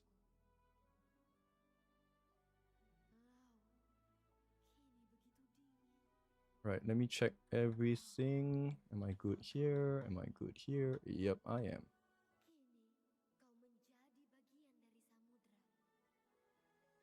And then let me pop this out.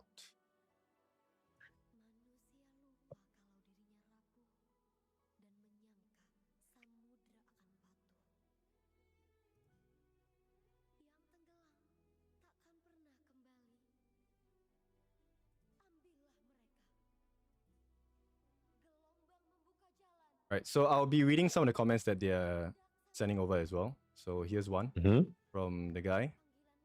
Angaling. NOTAIL, we miss you. From PH, Manila Majors 2016. Shit, it's 10 years now. Yes, actually. it is. You guys have 10 been years. a very core part of my esports journey, because during TI8, when you guys had the True Sight documentary, that was actually one of the first things I really started learning as a talent, as a shoutcaster for esports. So you guys were, I would say, the catalyst for me starting my journey in esports. Oh, wow. So long ago. 2018. Yeah. Feels like forever. But happy to be a part. Happy to be a part of it.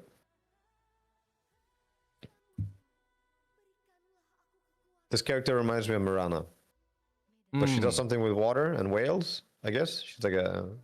So she is to me, a boxer in a ring. So her ultimate is called Moonscape Mirage, where she locks you in an alternate dimension, and you guys duke it out one-on-one.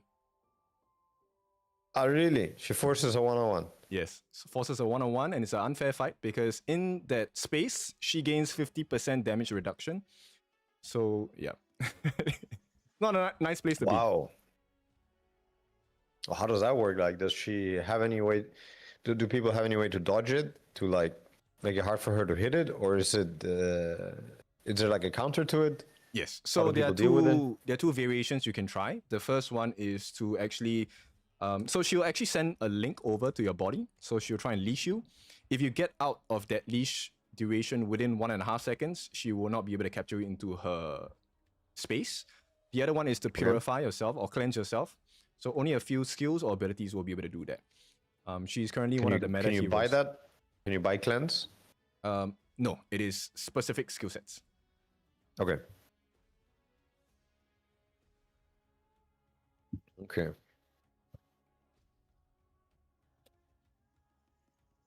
And how does it work like right now with the meta and the teams? Are people playing very much their own stuff, or is everybody following the same top 20 heroes or whatever, top 10 heroes? There is a couple of different compositions that are meta, which we will definitely see for today. And then based on the team right now, I think there is going to be a very high chance of similar executions. So the difference between this and other MOBA games at this current point is the fact that you only get one chance to play the hero, because we practice a mode called Global Ban Pick, right? Seb was very impressed by this. Okay. He wants this in Dota as well. So essentially, here's how it goes. You get to pick one hero for the entire series, and you can only use the hero once. So if you lose with that hero, you can't use it again. When you say pick for the entire series, are you picking still drafting per game, or are you drafting actually for the whole series? For the whole series. So let's say Okay. game 1 you pick Mars. Take me right? through it. Yeah? From game 2, 3, 4, and 5, since this is a best of 5, you will not be allowed to pick Mars again. Okay, but there's a draft happening before every game, you're saying, right? Yes. Like normal. So Yeah, okay. essentially, the longer the series goes, the lesser heroes are available for you. So you have to be Right, very right. clear about what kind of composition, what kind of play style, and what a win Someone and lose did a conditions. Someone did a like alternative Dota tournament with this mode. Like it wasn't part of the circuit. It wasn't part of like the official circuit or anything. So they're doing kind of their own rules. But they did this tournament where what was previously played in the series will not be allowed and stuff. I like that a lot. Like I think it's a great concept. I love it as well. This is one of the reasons why I fell in love with this game in the first place, because it really forces you to not be fixed in that case of like your mental game. But it goes it goes both ways. I mean, like if you pick it next round, enemies can no longer pick it, or they can still play it once. Also, They can still like play it everybody once. gets. So everyone Okay, gets everybody one gets step. to play. Yeah. Right. Okay. Okay. Right. So we have about 5 minutes. So let They me did break a down. My Little Pony collaboration. Yes. So it's one of the customizable skins you can have in the game, where you can actually customize a particular hero. So this is called the Flowborn hero. There are 3 different categories for the It's hero. Year of the Horse, and so they did My Little Pony. Yes. That's so funny. Yes. I just realized. Oh my god. Oh my god. So you're saying, sorry.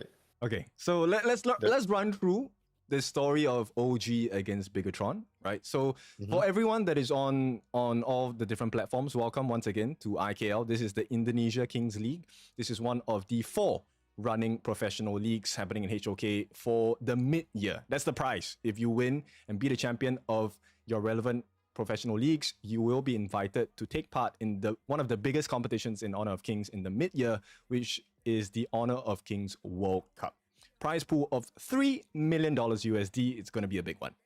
So let's run through what's going on. OG have come down from a different route this year, right? So OG, for those of you that are new to this, OG started with the West Majors League, where they were consistently qualifying for this mid-year KWC. They have done their best. They have always qualified. But now, with the new regulations set in place, OG starts with a different difficulty, because now the regulations say that you cannot have the same nationality that is of a foreign nature. Which brings us to why OG has appeared here in IKL. Now, IKL is a very strong league. There's a lot of strong players, strong teams. And here is the kicker. So OG, known as an organization that is very well versed in creative strats, thinking outside of the box. And this brings us to the first person I want to mention in OG, which is the guy that I have taken and given a lot of respects to in IKL, Om Kurus. So Notail, Om Kurus is one of the smartest guys as a coach. He's also one of the guys that doesn't fear trying new strategies and trying new heroes. And here's the fun thing, you guys got him from Bigatron. Okay. So there's spice in the match. There's more Yes. on the line. There is. Yes, okay. Okay, so here's what Cruz brings to the table. Cruz definitely has years of experience. He has come from a different title, of course, that is similar to HOK. So this is not new to him at all. And what makes this very interesting for this match is the fact that if you take a look at BTR, right, the jungling matchup, Dao against Zhang Q. Dao is an OG, right? He has started with the OG lineup since day number 1. He is still here now with the IKL as one of the imports. On the other hand, for Bigatron by Vitality, we have Zhang Q, who has also been with Bigatron from day 1. And Zhang Q is touted as one of the strongest, if not the strongest, jungler in IKL thus far, since the inception of the Indonesian Kings League. And he has brought a lot of success. He was known as the monster jungler. And last year, in 2025, teams have figured out that, you know what, maybe if we spoil Zhang Q's game, we get the win. And that formula has found a lot of success, which is why Bigatron have now reinforced their lineup with arguably the best players in each of their relevant roles. Now, this is where Cruz comes into play. Does he have enough information on the way that Zhang Q plays? And can he transfer the information over to your current jungler, Dao, and maybe take away that title of strongest jungle in Indonesia? Are they a new roster? Like, are they a new lineup? For Bigatron, no. A lot of these players are not new at all. They have come from different regions across the world. So I will run through... I know that they're not new players, but I mean, like, are they playing together for the first time recently? Like, as in, is this composition new?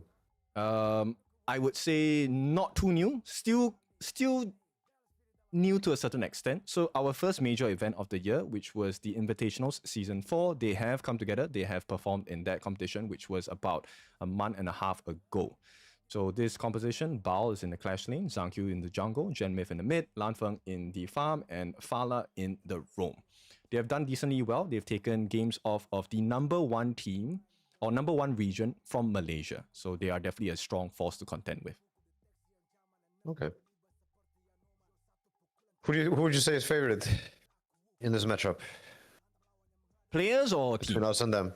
Team. I would like to think OG. I've always put OG as one of the strongest teams. But based on the stats for now, Bigatron will be the victors.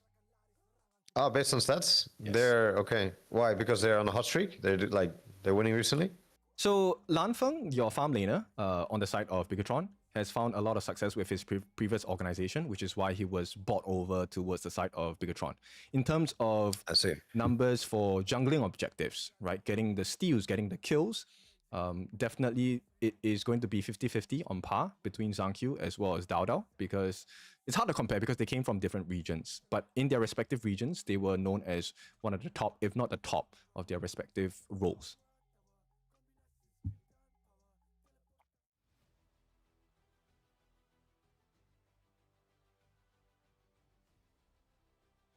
So this is reminiscent of your grand finals match. This is a best of 5. And then we will see, right? Right now, we are at the very early starts of the professional league. So this is, I believe, day number 2 or day number 3 of IKL. So the sequence for this is most of the teams during this period of time, during the early parts of the season, they will use these games as more of a research material where they don't want to show too many of their trump cards. So I'm curious if that's going to affect the results of this series itself. Okay. How important is this game? It's quite important, no? It is. You definitely want a good start to the season because, once again, in every professional league, this is based on points, right? So you want to be sure that you are going to be at the top in terms of standings so that you can fight towards the end of the season and qualify towards the big league, which is the lion's share of that $3 million prize pool in the Esports World Cup. So do you think people still are going to hold back? For this stage, yes. Yeah? Don't show all your cards. Okay. So when you're saying that heroes get banned for future future drafts in the same series, and you don't want to show all your cards, do you think that people still just run what they think is strong, but they just don't pick it like in the right combinations, or how does it work when a new technology or like new way of playing a hero appears in this game? How quickly do people pick up? How quickly do people copy it when it's like very, very good? and very interesting? Do you think it happens very fast, or are people kind of slow to steal what's really good, would you say? In an instant, like the snap of a finger. That's how quick it is. Okay. Right? So Yeah, there are okay. two references to this. The first one obviously comes from gameplay of their local leagues, professional league. The second one comes from the international world stage, which is from China, right? Because they were the OGs of this game. And they will actually research the strats from the Chinese server and trying to bring it over here. Because right now, based on the patches, we are in the same patch. So whatever you see that's happening in the professional league for the Chinese version is probably going to be copied over here. But this is what makes the regional pro leagues very interesting, because I think there is a lot of creativity between the three leagues here, Malaysia, Indonesia, and Philippines. So I'm curious to see if there's any new tech that we're going to be seeing. Okay. Yeah, that's funny. Back in my early days, like when I started playing Heroes of New Earth, so way back in 2013 and 14, we were copying Chinese Dota as well. Like they were doing tri-lanes, and nobody was doing tri-lanes in Heroes of New Earth, and so we started trying it, and it worked really well. Like it worked incredibly well. But back then, people were so bad and so slow at copying what was good. We played that stuff for months without anyone even doing it to us, for months. So it's funny how, I think in some games, like I was still saying Dota, people, they're much better and do it a lot quicker. But I don't think it's as, it doesn't happen as fast as it could. That people like take what's good and still, apply it themselves. Understand. Okay, so here are the predictions. Everyone is going with Vitality. Whoa. 3-0, 1-3, and 1-3. So people say it's not going to be too close. They think it's not going to be too close. Yeah. Well, once again, this is my favorite line in esports, which is there are opinions and then there are facts. So these are the opinions right now. It will only become a reality as the game goes on. Right. So this is, wow, okay, these are all the different organizations out there in terms of the media productions. So this is their take. Oh, really? Yeah. These are all of them, and they all gave their bid for who's going to win? Okay. Yep. Here's more even. Here is almost 50-50. Yes. So it looks good. Looks good.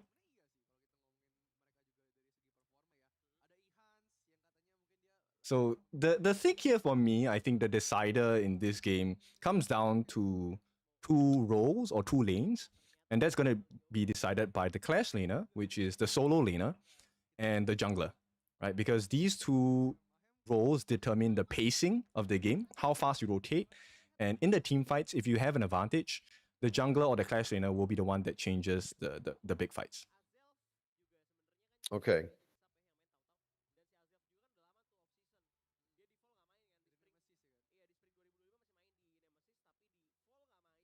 So in Dota, it's different for teams. It's usually related to the carry players. Some carry players will never play a hero for just the 2 item timings, which means in Dota it's like pretty fast. Okay. Usually if you just need 2 items or some even 1 item to really start playing the game, I consider that usually a fast carry hero. Okay. But some carry players, they want to play for item number 3, 4, and 5, and so it also matches the heroes. How is it in Honor of Kings? Like, are there many different super late carry heroes? Yes, there are. Are most of them like very fast, or how does that work? Yeah. So the determining factor for this normally comes in the form of the jungle. So the jungle, I wouldn't consider jungle as pos 1. Pos 1 probably in reference would be the farm laners, right? Because they will be the late game carries. And if they get the early power spike, then they can really end the game really quickly. But in terms of like the pacing of the game, if you take a look at the jungle, there are 3 styles of jungling. So the first one is the one that you just mentioned at the start, right? Very fast pace, requires maybe 2-3 items. In mobile esports, it's very quick. The moment you get your second or third core items, you will be able to kind of be on a rampage and take whatever resources you need away from the opponents, right? Later, I'll explain to you what these heroes are. And then there are the secondary type of junglers, which is the tank jungles, tank utility. So they're just meant to be in your face, push and pressure the opponent from defending the turrets so that you get the objectives on the map. Uh-huh.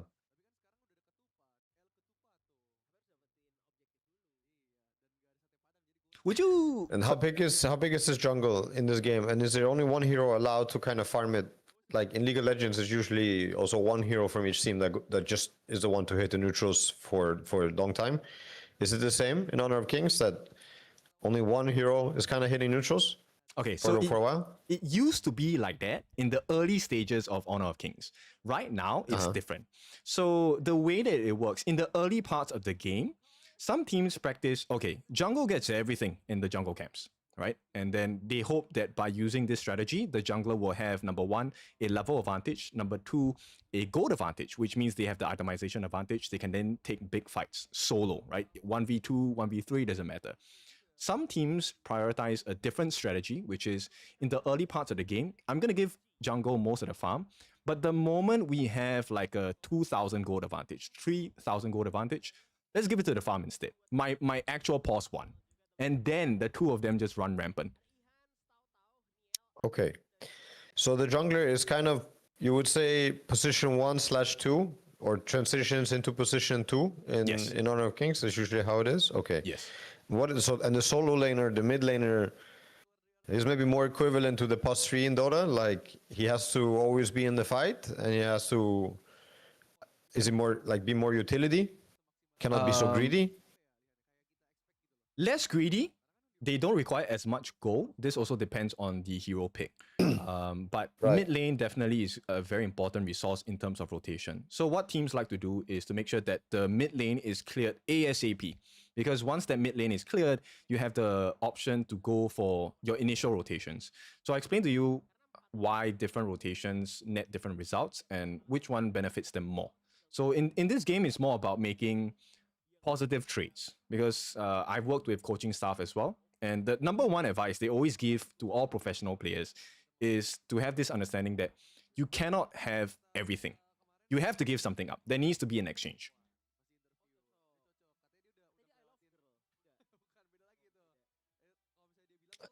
And when you pick a jungle hero, how to say, is there a certain amount of heroes you have to go for because not every hero can jungle? Or can you just, like in Dota, just buy all the iron talent and any hero can be a jungler? Conceptually wise, yes, any hero can buy a jungling item and go into the jungle. But the way the professional scene works, it's more of jungle timing. So if you're taking a tank jungle, obviously your wave clear is not going to be as fast. So your jungle take speed is going to be a little bit slower. And that's where you try to fortify your composition with maybe a mid laner that doesn't require as much farm. They can actually assist you in the jungle takes in the early parts of the game. Yeah, okay. Whoops. And the heroes that are banned, they also remain banned for the whole series, or is it only the heroes picked? Heroes pick. So you have to reban the heroes if you want. If you want to keep banning them, right? Yes. But probably you exchange some bans when you also want to threaten picking some of them later on, right? Like this is just the first series bans. Usually they don't stay. Or Yes. do you think that? Okay, yeah. So currently now there are a couple of stock standard bans that we will see, right? So on the left hand side of the screen for BTR, right? This is the Haya and the Luna. So the Haya is one of the new heroes that have come into the Gorge recently, and she's one of the more scary mid laners because her level 1 wave clear is insanely fast. Right? She's one of the drafting fastest. so fast. Oh my god. Yes. So I'll quickly run through what's happening. Right side bans on the side for your team is going to be Dolia as well as Mai. Dolia is known as the refresher orb of Honor of Kings. Her ultimate allows you to refresh any skill, any ultimate on any member on your team. Up to you to choose. What? Oh, okay. Yes. And with that, the Mai is a mid lane terror, the early game centric gameplay. Now, BTR have drafted a Chicha along with the Pei and Byron, right, from left to right.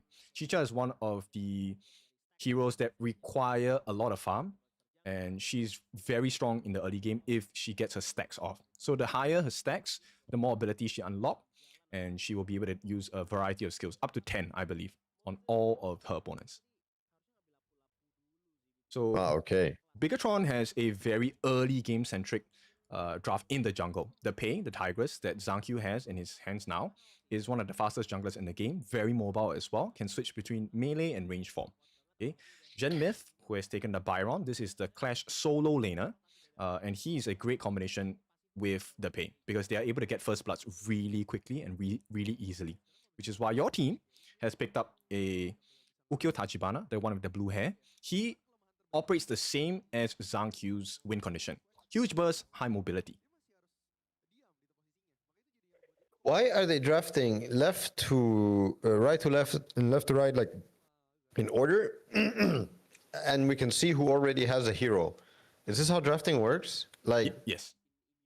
So you can see what heroes they pick, and then you get to swap the heroes as we finalize the draft, right? So at this point, it's more of like, okay, I'm gonna show you my potential win conditions, and then maybe we can try to force you to pick a hero that will be aiding our win condition.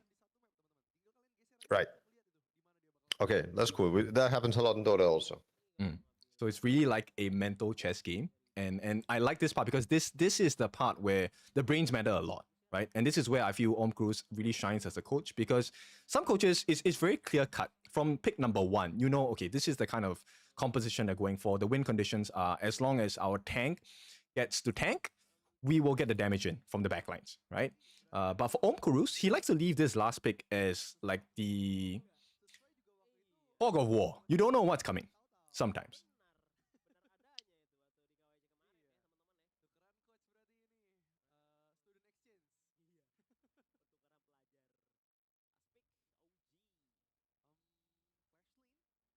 Okay, so we're down to the last pick on the side of OG. Now, BTR, they have double tanks. So they have the Byron, and then this is our rendition of the Earthshaker, the Liempo, on the last pick for F1.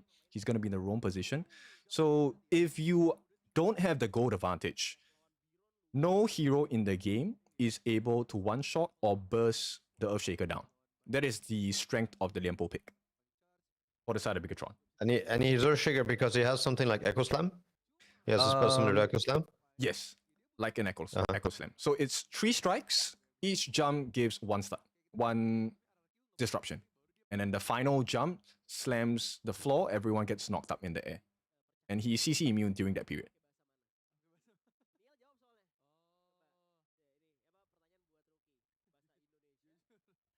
Okay, we won. This guy's yawning.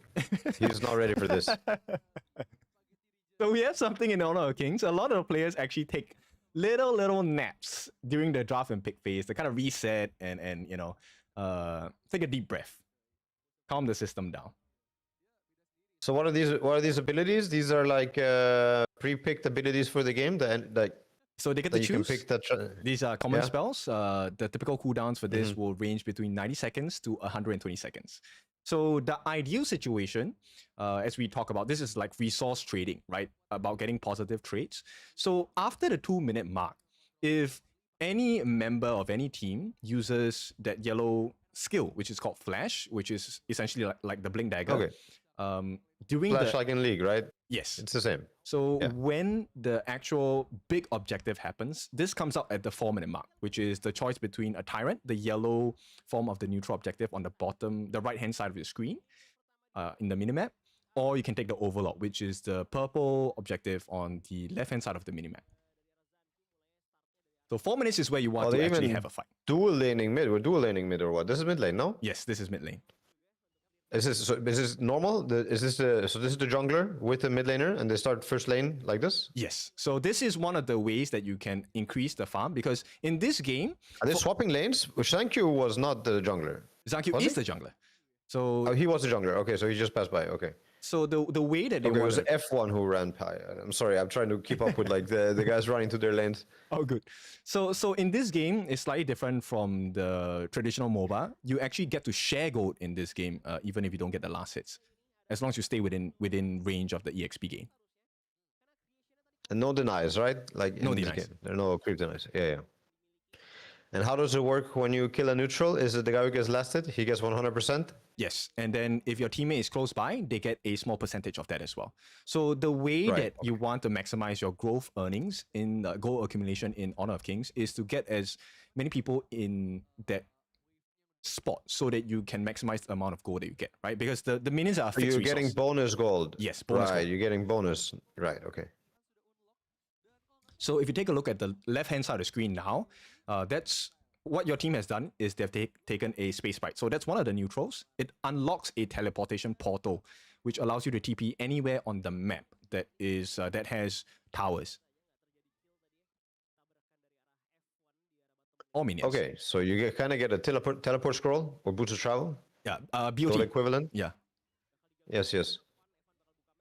And ultimates are level 6 in this game. Level 4. Level 4. Okay, so ultis are already on the board for almost everybody. Yes. So this one, game number 1 is kind of where a lot of teams will start feeling each other out, right? And they won't be too aggressive at this point. Specifically for this matchup where BTR is against OG, both teams know about their strengths, right? Dada is one of the best junglers on the side of the major leagues. And of course, Zankyu being one of the best in IKL. So they know that if they take a huge risk here, both junglers know how to snowball really quickly. And that's one of the strengths of each of their picks. So this is some portion of the game where they will be really cautious about giving away first blood. Okay, so we're still in a way in a very critical position of the game. Yes. Because it's the early game, and yeah. How do you buy items in this game, or how do you buy? So like how does the money translate? So you don't have to be in the base like League. You can actually buy items at any point of the game as you want. You just tap on the right hand side of the screen, which they will not show you. Okay. So right now, both junglers, both mid laners, they're actually going for anti-heal to try and slow down the health regeneration on both sides. Okay. What kind of anti-heal items exist? So there are 3 types: the magical ones, defensive ones, and then the physical attack ones, right? So generally in the pro scene, people tend to go for the defensive items on your traditional laners, but here we go, Ihan's struggling quite a bit, Bao as well. And you have a long range ulti in your mid laner, so that is going to be Neil. He's on the Nuwa. We'll see. Oh no, first blood goes to Zankyu, okay? And this is going to be a 3-on-2. It's going to be a good trade for the side of OG getting the life of Bao, but this is not ideal. So it's 2-1 BTR. This is going to be gold advantage. They get a second space sprite, and this is a perfect timing for the side of Bigatron because the neutral objectives have been spawned.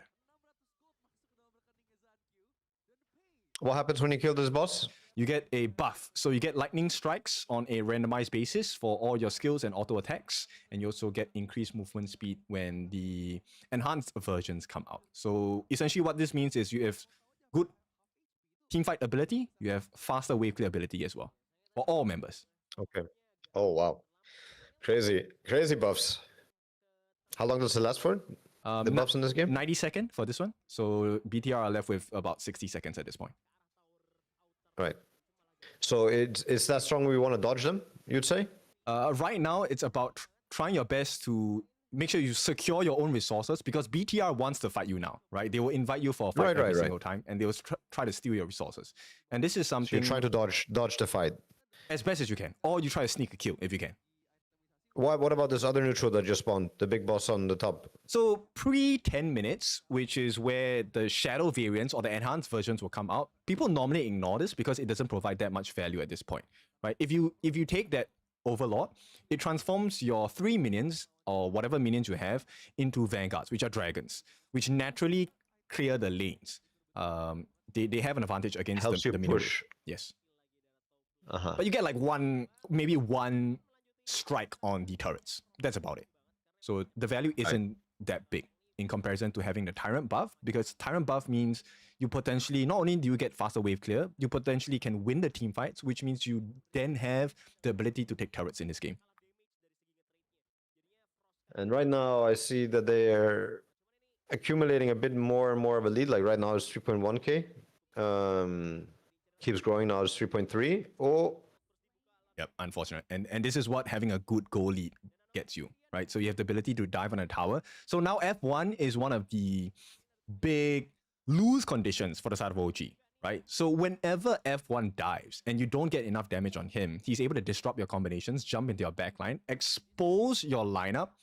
And when you have an exposed lineup, Lan Feng on the fourth from the left, from the top, he's going to be able to get free hits in because you are so focused on making sure that F1 doesn't get the correct catches.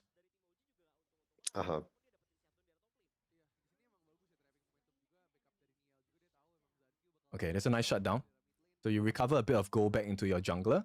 You slow down the snowball effect of Zhang but it's not going to be too big of recovery at this point because it's about a 2k gold lead. At this point, 2k gold lead for the side of Bigatron and... Oh, it's like literally what she just used, huh? Yeah. Kind of looked like... Okay, I have a request. So Ferdinand wants me to explain the primal bond. Okay, the other reason why you will not go... okay, wait. I will let this go first. So whenever you take a neutral objective, right? Example, you take the yellow one, which is the Tyrant. You'll be given a debuff for taking that buff.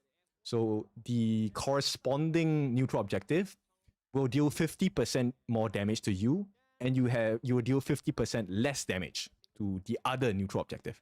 That's called the primal bond.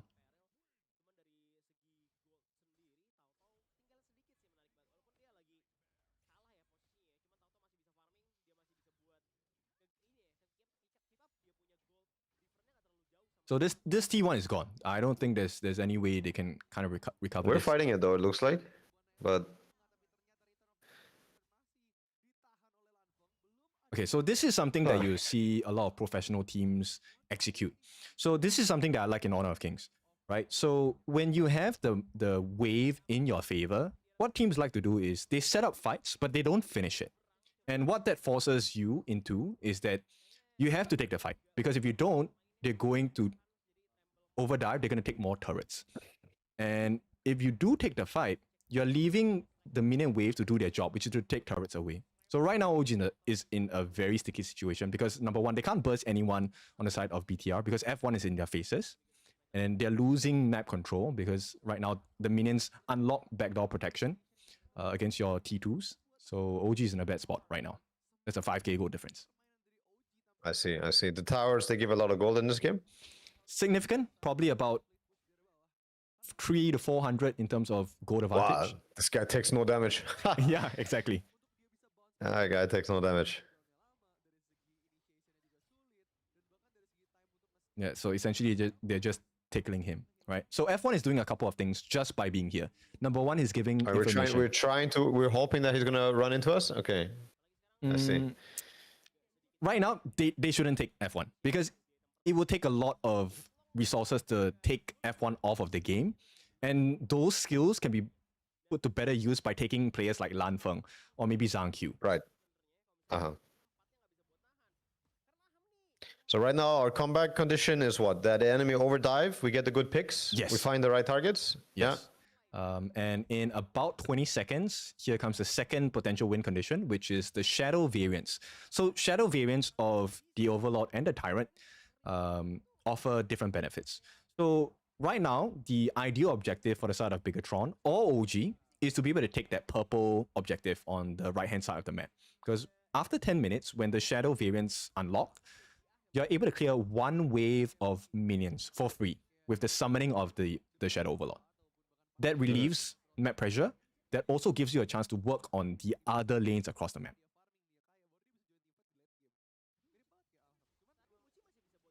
Okay, I mean, we're trying to poke him. Never mind. He's just in our face all the time. This looks crazy. Yes. Has he even used ulti yet on that character? No, right? Nope. So if you take a look at the left-hand side of the screen, you'll see a green bubble. That is your ultimate. If it's there, it means your ultimate is available. Yeah. Wow, the tower died so fast.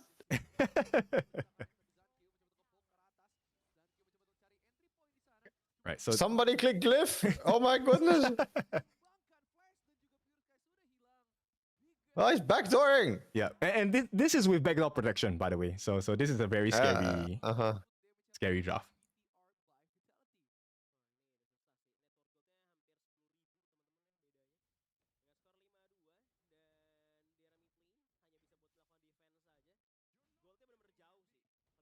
So right now, the only thing that OG can do is to hope for a mistake where BTR maybe just leaves one guy to overdive. They get that numbers advantage with a 4v5. The other one is to try and drag the game. Ideally, till 20 minutes. So they have to fight and survive for about another 8.5 minutes before the 20-minute mark. What happens at 20? So 20, everything is reset on the neutral objectives. They will unlock something called the Tempest Dragons. Tempest Dragons give you a huge advantage. So you will deal percentage-based health damage in the form of lightning strikes, where if your targets are a little bit too close to you, your team will also summon Tempest Vanguards, which disable your turrets when they're in range. Wow, okay. And you get a massive shield. So that's a big benefit to have.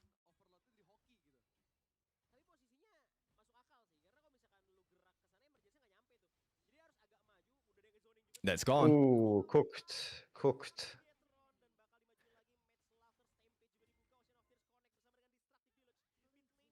So yeah, this looks like game. This looks like game for the moment. Yeah.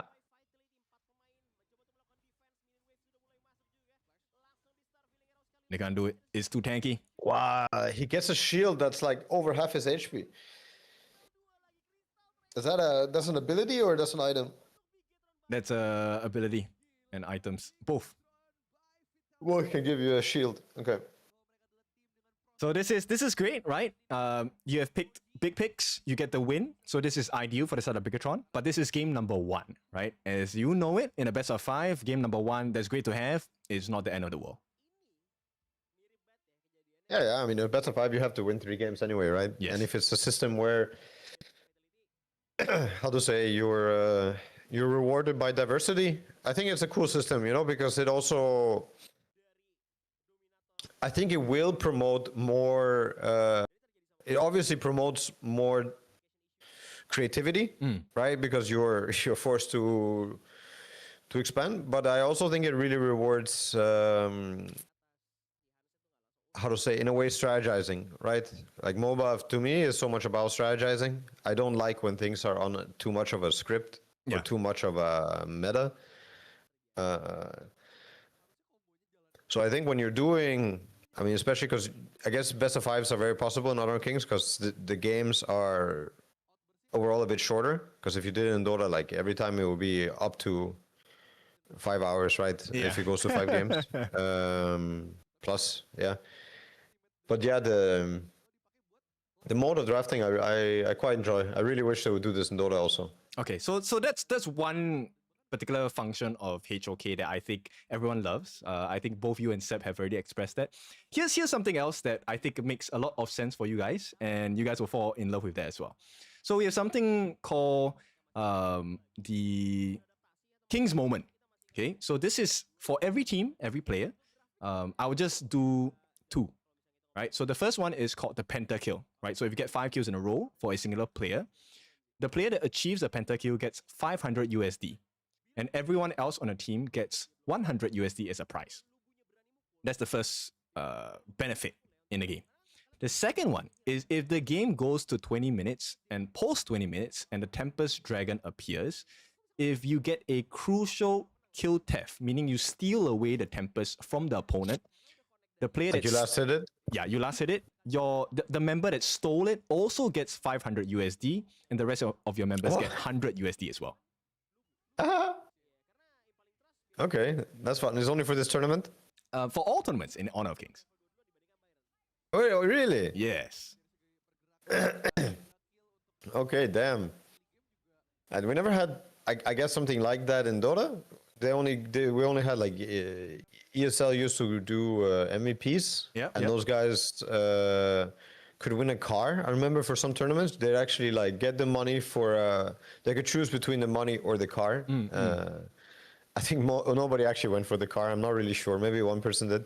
I think everybody else went for the money. But still, these MEPs, I don't think is like that. Doesn't sound as fun as rewarding certain big plays. What happens if a guy gets like multiple rampages or pentakills in a game though? We have never had that happen, so I don't know, but I know for that first instance, you do get a 500 USD. And the thing is, it encourages your team to play together as a team, right? Because, okay, obviously in rank and in casual games, your teammates will steal away your final pentakill, right? But as a team, if you're rewarded for helping your teammate achieve this, you get 100 USD as well, right? So it's going to be very interesting. And so far across the different leagues, we have had a couple of pentakills already. So certain teams have already been awarded this 500 USD for the individual and 100 USD for all the remaining players.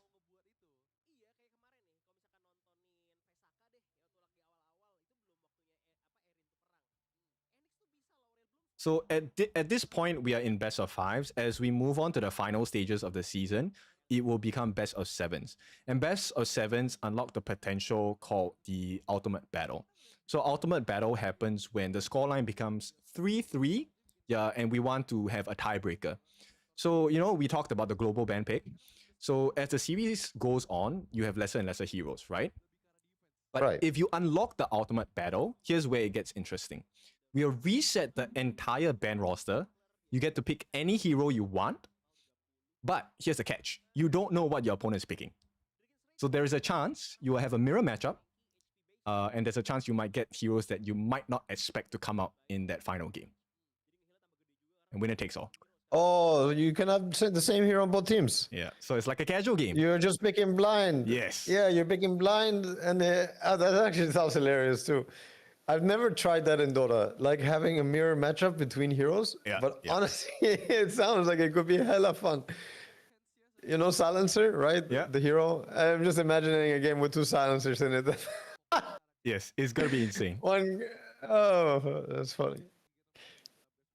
Okay, I mean, I like that. So, in Honor of Kings, is everything done by the developer and is all one circuit, or do you have different TOs hosting events and tournaments also with different rules and modes? The rules stay the same. TOs will be different to their respective regions. So, example, if it's in Indonesia, then an Indonesian EO will be taking it.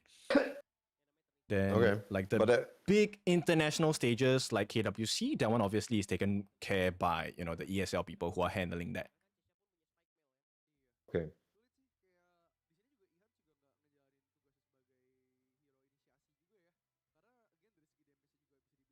So this one's very interesting because right now IKL, for IKL, it used to be I would say a 3-way battle, right? So it used to be BTR, Kagendra, and then Dominator. These 3 were always vying for the top spot to qualify into the King's World Cup. But right now with OG coming in, and the number of slots haven't been announced just yet, but let's take it, for example, that there are still only 3 slots available for the Indonesian Kings League to qualify into KWC, then this is a very someone's not going to make it. Yes, and both teams... There's not room for everybody on this ship. Both OG and BTR have always qualified for KWC. So it will be interesting to see if, you know, one of them doesn't make it. Nobody gets a free pass. Nobody gets invited to the big one. Everybody has to go through the close qualifier. Yeah, you have to fight your way. It's a king. Yeah. You have to fight for your throne. Right. Yeah. I like that format. I mean, the king of the hill format I also like where you have also the returning king defending their spot. In a sense, but not that they are in the finals, but that they're the only ones that get invited to the tournament, or how to say, they automatically get the invite because they won the previous one. Yeah. I like that one too. Not for like an official circuit type of tournament, but for like a side tournament. It's kind of like fan service, right? Where we get to see, okay, so are you truly worthy of that king spot? And you get to defend your title again. Yeah.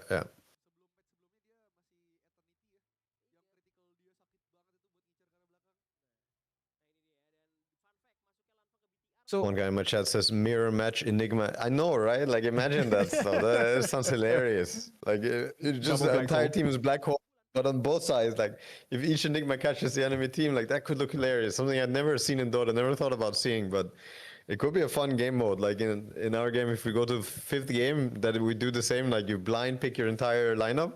Yeah. And you can have mirror matchups. It sounds hilarious. Yeah, that would be definitely fun, right? For the Dota circuit. I mean, for myself, Dota was one of the first esports games that I ventured into. I mean, for fun, we used to.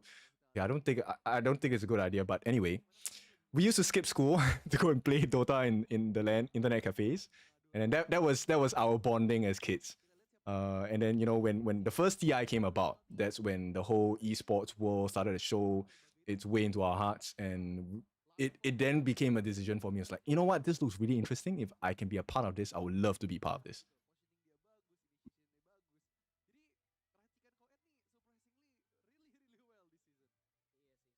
Okay, now I want to ask you a couple of things, right? So for OG, why did you not choose to stay in the West Major League? Why did you choose to come into IKL? Oh, I have no idea. I have zero clue on decisions regarding the OG roster and Honor of Kings. Okay.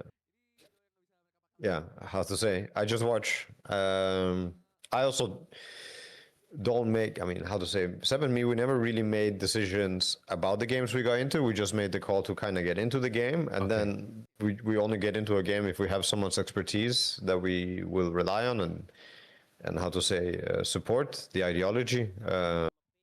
So not for me to answer. I wish I could. I cannot answer you. I understand. No idea. No worries. I mean, end of the day, it's also things we want to find out, right? So now that you guys have stepped into HOK, like what, at least from your perspective, what is the goal here? Is the expectation that the team must qualify into the World Cup? They must get into the International Cup at the end of the year. Are they supposed to win everything? Or are we taking a more long-term view here about, let's see where the team is at, and let's see what is doable in this year of 2026? Well, as far as to my understanding, I mean, the roster, I think they have expectations for themselves. I think people have expectations for them also. I don't think it's healthy to expect to always be a winner. But I think when you're doing the right work and you're working hard and you're working smart, and how to say, especially if you had success before, the expectation is to, you know, reach a certain level. And if you don't get there, it'll be disappointing. I mean, obviously it's not the end of the world, right? But I'd like to believe and feel that it's, you know, it's long-term more than it is short-term. Obviously, finding a good routine, finding a good way to stay on top and peak multiple times, I think is what I'm in the game for. I'm also mainly in the game for the storytelling. I think it's and the game has to be good. Okay, so with that in mind, now you definitely have experience with this. So what do you think is the ideal situation for a team, right? So obviously there's going to be a double elim format. Would you rather a team go through a lower bracket run, or do you want them to go on a winner bracket run? What do you think makes more sense? Different stories, right? I don't think one makes more sense than the other one. Like, let's say that you go to the lower bracket and the story is that you're losing a lot of the games, but you're always winning the series. And every time you're learning, you're getting smarter. And it ends up winning you the tournament. That's a cool story. And if you're good enough to have taken advantage of what you're given, you'll maybe even feel that it was advantageous to play more games. Fully agree. But let's say the next tournament, you show up and you don't drop a single game. Then the story might have been that you did all the work already. You were ahead of everybody else. Nobody was ready to challenge you. And you just destroyed the whole tournament, the whole scene. And that might be the story too. I prefer personally to be on the ladder, if you ask me. I prefer to do all the hard work, get ahead of everybody, and just smash them, you know? That I prefer to be every time, if I could. Does that not... I also like... Sorry. Does that not put more pressure? Because you are already... Let's say you won the previous tournament. You have beaten everyone. Doesn't that put more pressure that you have to continue this performance? And then you know everyone is researching you. Everyone is doing homework. They want to beat you. There's a target on your back. Does that not give you more stress? I think it's all a matter of perspective, really. Your perspective could be that. I think for a lot of people, maybe naturally, it would be that right away. But you could also just flip if you have a different mindset, or your mindset could be that everybody is looking at you, but they're also scared of you. As soon as you start winning the game, they might feel that it's over because they respect you too much, you know? And now that you know that everybody's looking at you, you take advantage of it too. So you know the trend because you said it. Now it's your job to break the trend that you made. So you already know what you made. You know what you're working with. If you're able to then level up the game, which I think is the right approach for other people to do instead of just trying to beat you, they have to level up the game. Then yeah, you're already working on the next thing, you know. But of course, I think it is hard being a winner. Like it is harder than being an underdog and not having people look at you. But yeah, being an underdog and winning and how to say, do the hard work and beat everybody when it comes to due day and play day, I think that's my favorite position to be in. If I could. Okay, I like that. But underdog and playing lots of loser bracket games, if it happens, of course I'm there for it too. I think it's not bad. Okay, so now you're in for a treat because we have one of your best heroes available for your jungle. So the hero that Neil has on his hands right now is called Luna. This is one of Dao Dao's specialties. From the moment that he joined the OG, he has really shined with this hero on the Luna pick. But at the same time, this is also a scary notion because BTR's Zhang Q is also known as an assassin jungle specialist. So OG have done well to ban out his signature hero, which is the Jing, the Mirror Blade. Broken Mirage, sorry. He is the third picture from the right-hand side of your screen that is banned. So right now, BTR's decision is how do we make the game difficult for Dao Dao, because Dao Dao is known to play a more passive role in this Luna pick. So what he will tend to do in the game is he will split push and try to steal things away from the jungle of BTR. Right? And if BTR makes the mistake of ignoring him and trying to fight 5v4 and lose the team fight, Dao Dao is going to come in and clean house. So let's see if that's going to be the case here.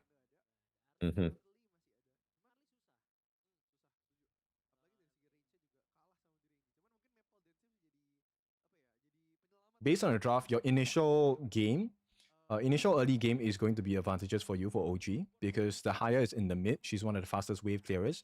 On the other side for Bigatron, the hero on Gen Myth's hands, the Nua Celestial, she doesn't have the fastest start to this game, but she's a late game monster. So OG needs to end this game pre-15. If they don't, this game is going to get extremely hard.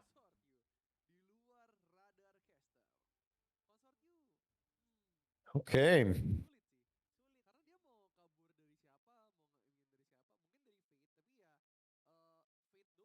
And here's something that I think you need to know about Dao Dao. So in the previous arrangements of OG from the coach, there were situations where OG were losing, right? And the coaches will be screaming their heads off, and sometimes Dao Dao will get affected by it. But now that you have Om Kurus in your hands as the coach, Om Kurus has a very different style of coaching. He's more of like I would say father figure, right? Where he will tell you, okay, chill out, you know, it's not the worst, we can do better. And it's a more supportive dad kind of style. I want to see if this actually helps Dao Dao shine even more. Because we get to see what champions are made of when you are in a stressful position, right? Right now, you're down one game against BTR.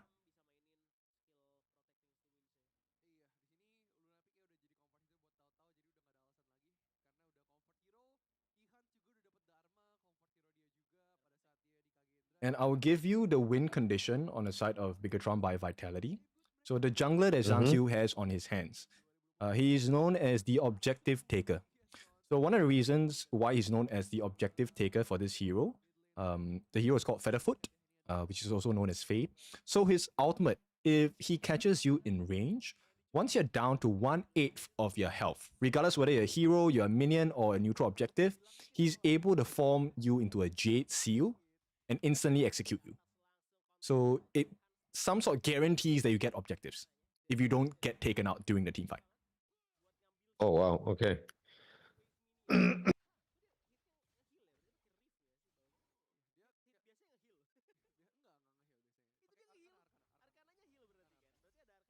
then what? Now it's a 3v3 on this lane. What the hell is happening?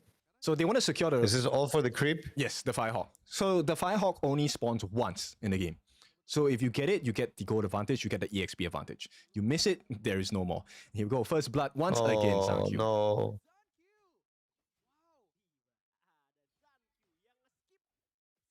So there are different rotations and different styles that teams will go for. They took it. Hmm.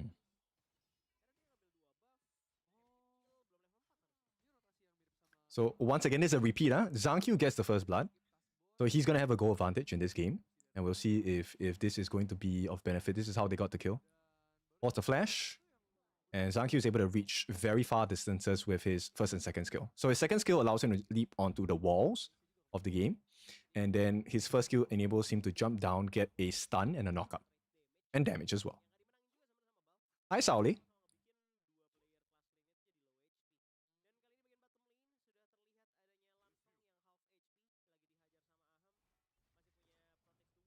Oh, he almost got it. Come on, him.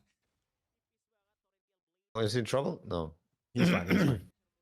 So your farm laner, Ahem, his skill kit, his second skill, is called the Protecting Winds. It allows him to be physical damage immune. So if he times it right, he can also cleanse himself of crowd control. So this pick is great. Okay.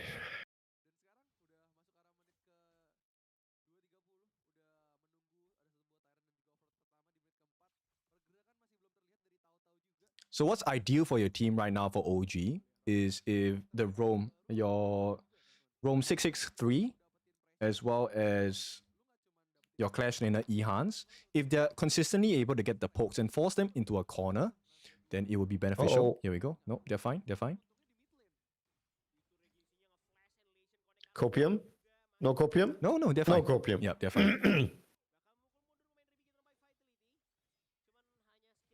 So while they survive this, the pacing is definitely still faster on the side of Bigatron by Vitality, right? So Lanfeng's actually able to get free hits on a tower. If you notice what he does, so Lanfeng's hero is called Magistrate, also known as Tyrantier.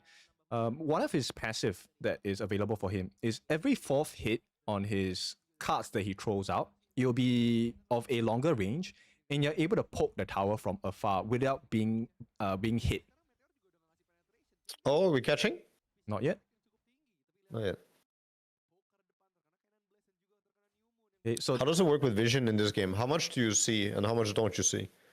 So you get vision same way as how it is in Dota, right? The minions will give you a small area of vision. Heroes will have it as well. And when you break the second tier turret in the game, you actually get access to a vision sprite. The vision sprite will go into the brushes, which will allow you to see a small portion of that. Oh, so they're trying to contest here. Who gets the last hit is like winning the fight, yeah? No, not the last hit. So the way, that was a nice snipe. The way that Zhang's ultimate works, if he gets that 1/8 health mark, he is guaranteed dead unless he falls during the fight. Fuck. Yeah, that's why he's the objective monster. This pick is the objective monster. So draft-wise, it's smart from Bigatron, but this is not the end game yet. So OG, the way that this composition works in particular team fights is that Bigatron have to be really careful not to group up together. Because if they group up together, then your Clash laner Ehans will be able to catch a 5-man ultimate, which slams them against the wall, massive damage, and then you really get the potential to kill every single member in one fell swoop.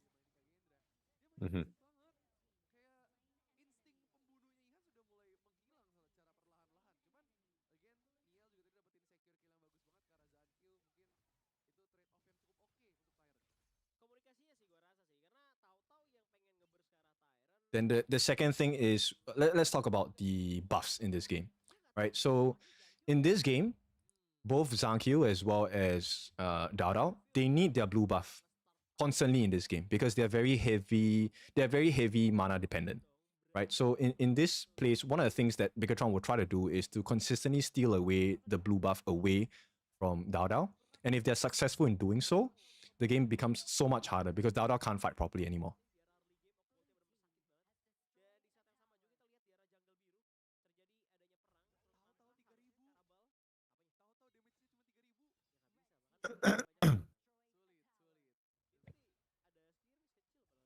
So Dao is level 10. He's most farmed hero on our team. Yes. I guess.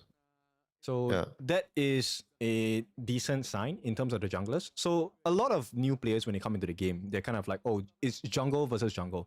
That is not the case, right? Because the jungle rarely goes for the opposition jungle. The jungle actually goes for the backline, or the squishies in this case.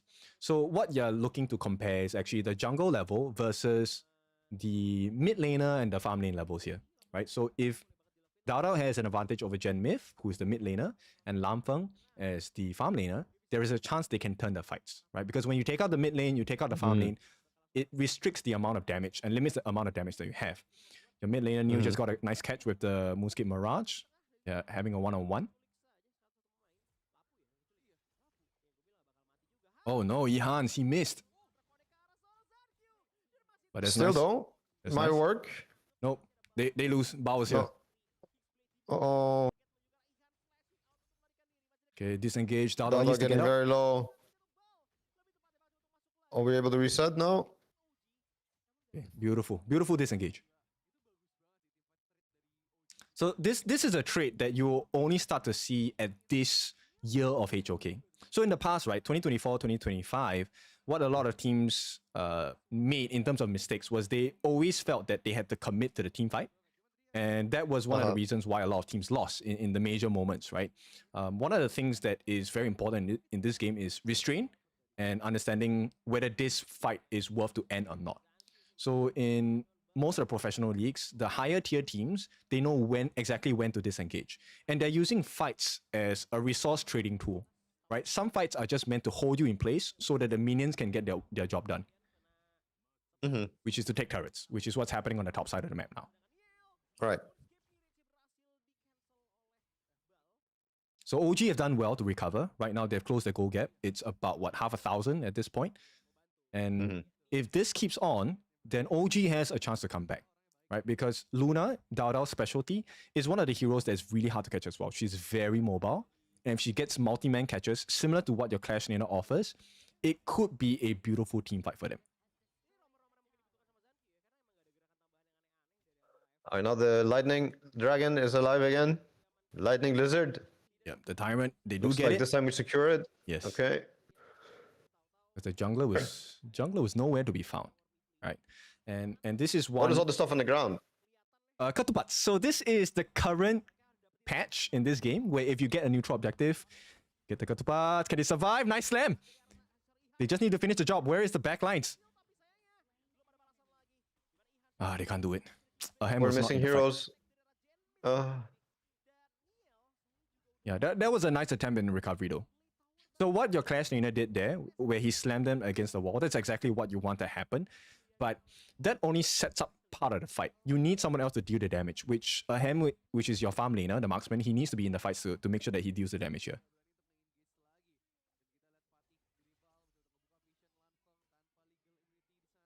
Okay, that was very costly.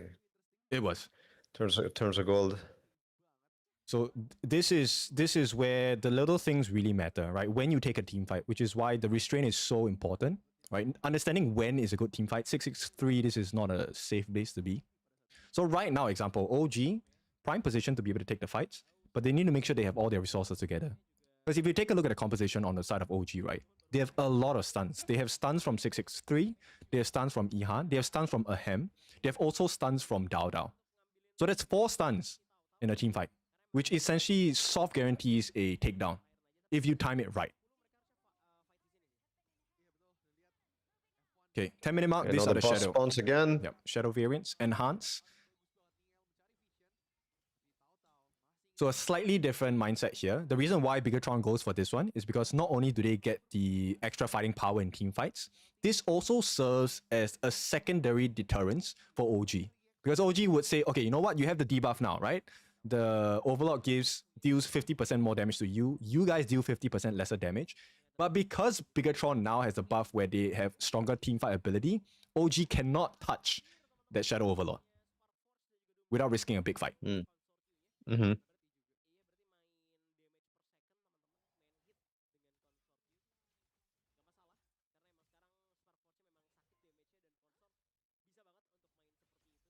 So if you notice, they actually funneled the red buff, the Crimson Golem, into the hands of Ahem, which is your marksman. So the red buff and Crimson Golem actually gives you the ability to deal burning damage and true damage to your opponents. So that's a very vital buff for damage dealers in this game. True damage is what? Like pure damage? Pure damage. Uh-huh.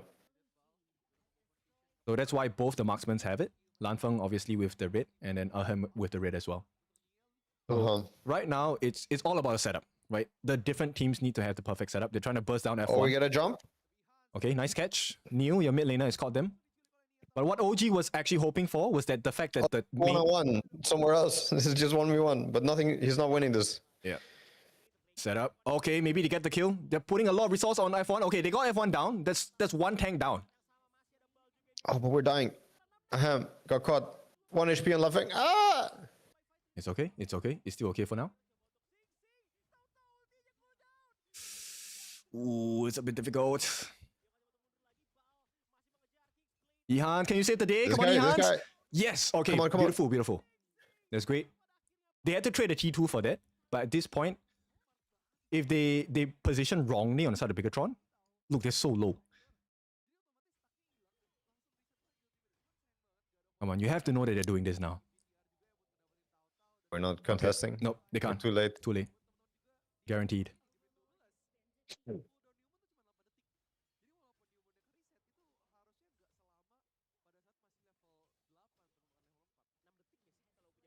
Right, let's take a look at that.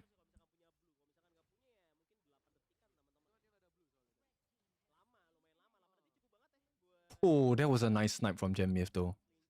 So the idea behind that catch is because Neo is able to isolate a singular member from the side of Bigatron, right? So the goal is to take out the tankiest member, and because you don't have the tanks, you are then able to start working down on the remaining squishies in the game. But unfortunately, the position in which Neo caught F1 was just a little bit too scary for OG to dive into the backlines. I see.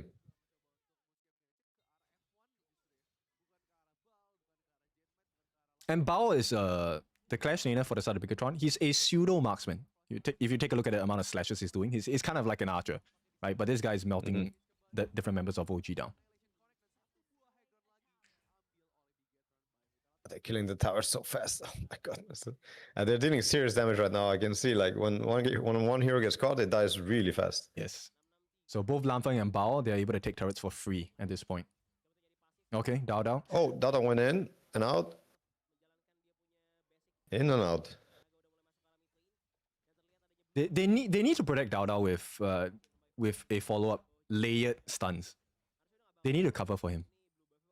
And the situation just got so much tougher because right now, almost everyone is 6 slotted on the side of Bigatron, close by. And they have stolen away the Azure Golem, which is the blue buff, which is the mana regeneration, cooldown reduction. Dao Dao needs all of this.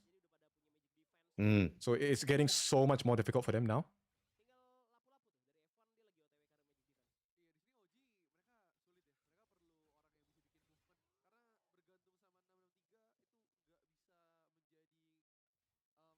So what goes on in your head? If let's say you are playing and you know OG is in a bad spot, what is the mindset for you guys?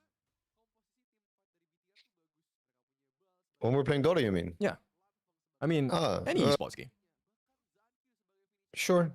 I mean, I think it's when you have a winner's mentality, losing and negative stuff, there's usually no time. Well, there's maybe going to be a fight here. So the same thing happens. He takes away the tanky guy, and we're hoping to have some sort of a fight while they're away, but it doesn't look like it's going to happen again. Yep. They're hoping for more. Now, anybody get it? Well, we're just holding the base. Neil looks cooked. Oh. This is why Bigatron is so scary this season, right? Because they understand what the win condition is. The whole thing of Neo getting the catch on F1 is that they hope the rest of BTR groups up together so that Ihan gets the catch. They want to slam 4 people against the wall. But Bigatron knows exactly what the game plan is. So they stay close, but just far enough that if you overdive, Dao Dao actually gets 4v1 instantly. Oh no, Dao Dao is going to get caught here. He's gone.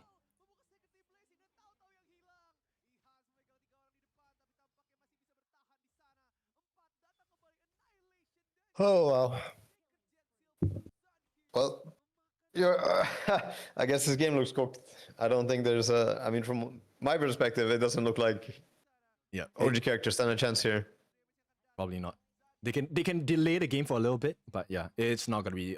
This is not nice at all. Okay, so back against the wall, 2-0.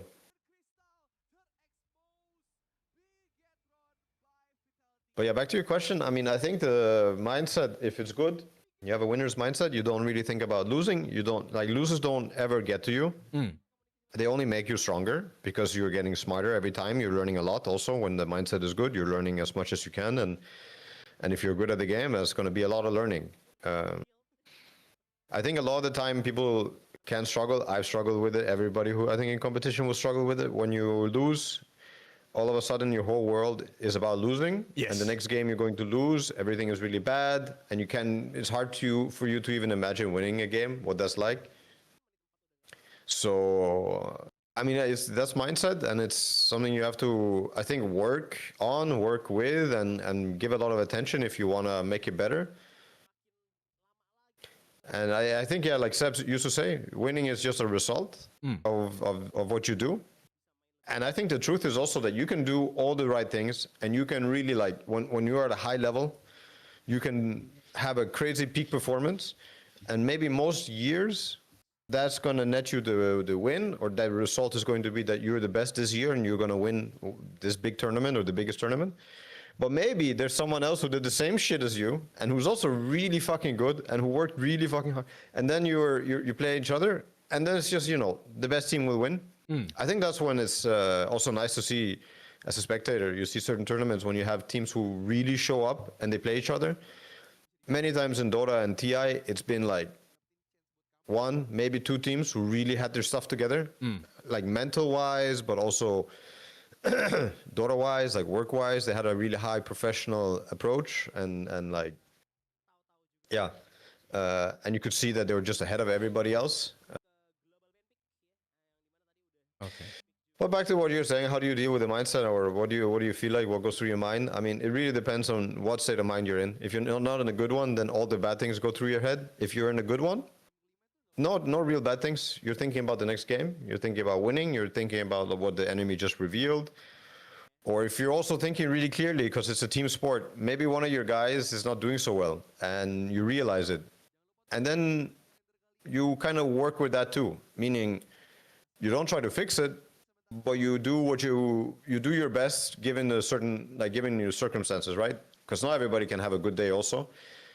And sometimes if you have one guy who's like not playing his best or not talking very much, then you try to compensate for him.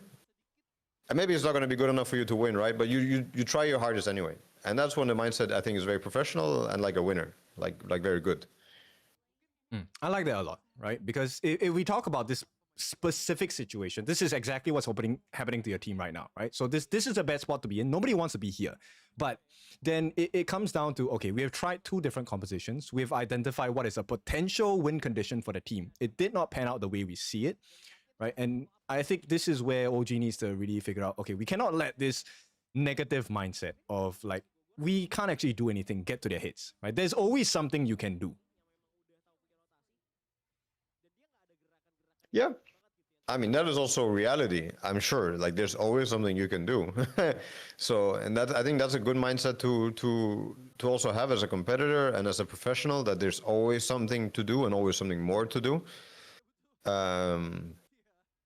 But at the same time, you also have to say, I can only do my best, and I will always try my best. I can do my best. And if everybody does their best, I can only give that respect. Because if you also start like expecting a win, and if you don't get it, you get upset, that's not going to help your cause either, right? And that's also not fair. If somebody's trying their best and it's not good enough, I mean, tough shit, what are you going to do about it? Like, your best is always what you can do, and people should respect it, especially if you're committed to a team together and stuff. Like, for the time being, you have to respect it.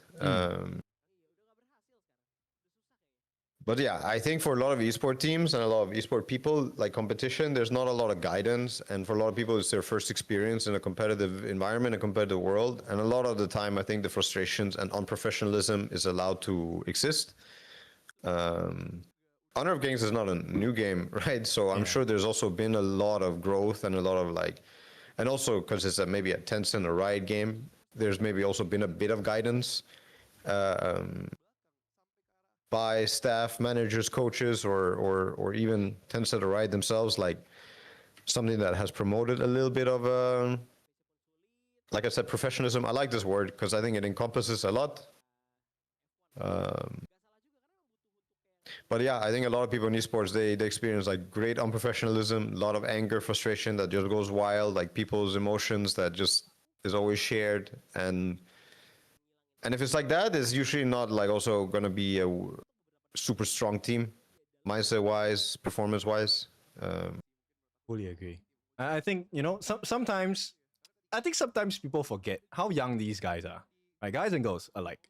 Like these people, some of them they're like as young as 16, and you're expecting them to be in a world of adults because competition is an adult world. You have to deal with loss, you have to deal with heartbreak, you have to deal with media, and a lot of people when they come in, when you know, for all the different teams, all the different players I've met, when they were introduced into esports, in the professional world of esports, nobody told them that, okay, this is what you're going to expect. They were just kind of thrown into the deep end and like, all right, you're a professional now. Go and do what you need to do, right? And I think some teams kind of crumble, some players crumble because this is not something we learn in school, right? Nobody in school really comes up to you and, hey, you're going to be in front of like 100 cameras. You're going to be in front of 10,000 people, 15,000 people, 100,000 people playing on stage. You're going to hear them jeer. You're going to hear them cheer. And it's so interesting because right now in your current situation now for your team, BTR now, they were the IKL champions of fall 2025. So they're fighting against a king. And this is technically a new roster for AG.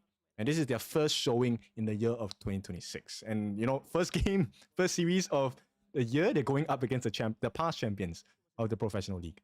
So this is a tough spot to be in. But OG being OG, I think this does not define OG yet, right? This is definitely a lesson for them. Yeah, hopefully we can take that lesson and put it to use.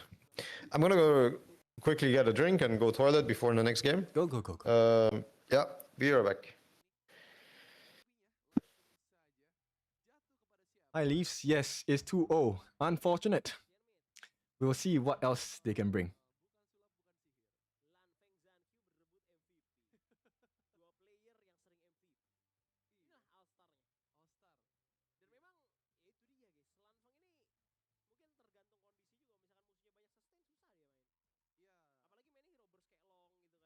All right, we'll read the comments here.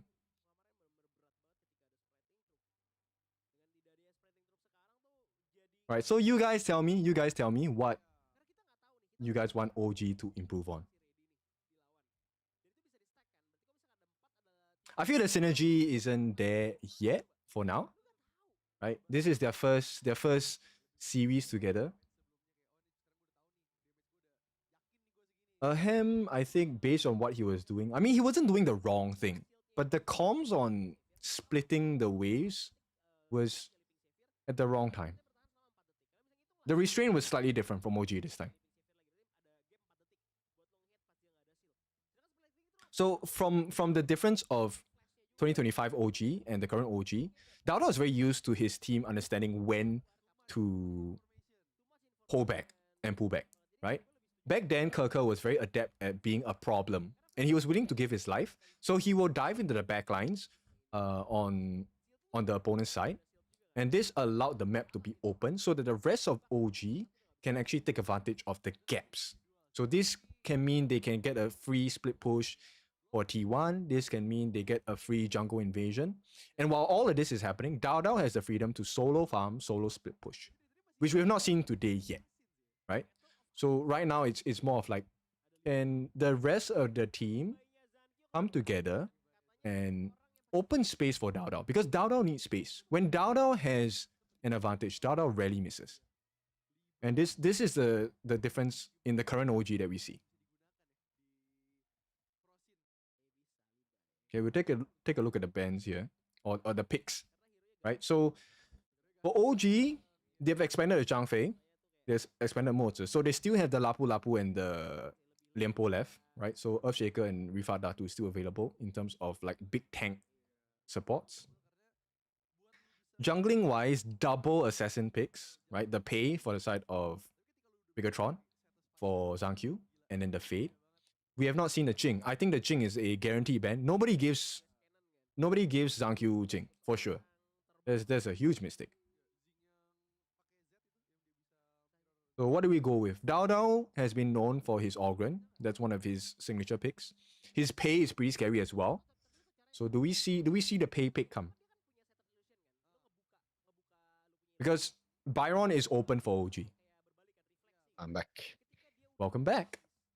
So Thanks. I will continue on this. Now, your team has options for, once again, a very fast-paced early game, right? They can pick the pay, the Tigress, which was picked in game number 1 for BTR. And they have a good combination available for your team because the Byron is open as well, the Spark Mace. So that is a soft guarantee of first blood on the Clash lane if they want to play that card. The secondary part, the Arlie is open. So this is known as the Parasola. She's one of the strongest farm laners in the game. Let's see if OG wants to open that up.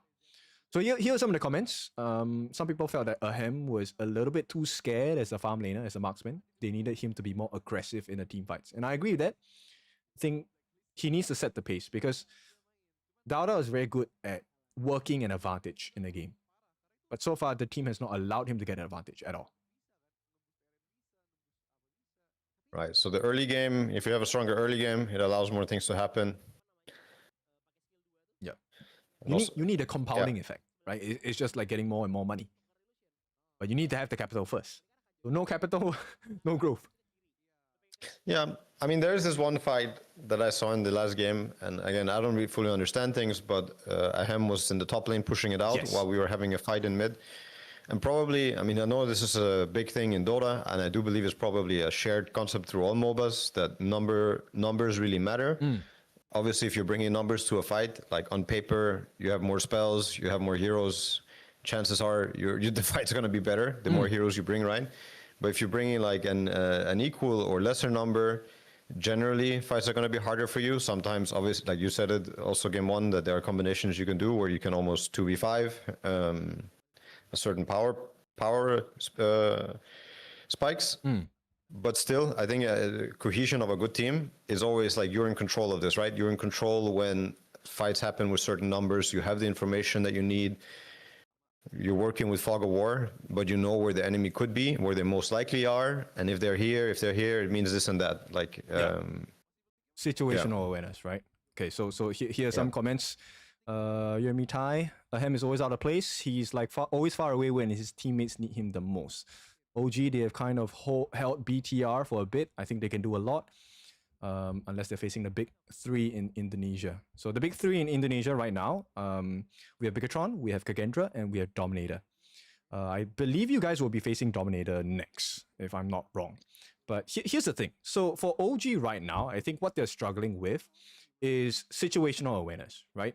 If you know that your marksman is going to be out of, I wouldn't say out of position, but going to try and get more farm, get the split push, then the call for the team needs to be very clear where, look guys, if you're going to have to be forced into taking a team fight, the main goal here is to survive, is not to get kills. Just get out safely so that you buy time, right? There's always things you can do as you look back.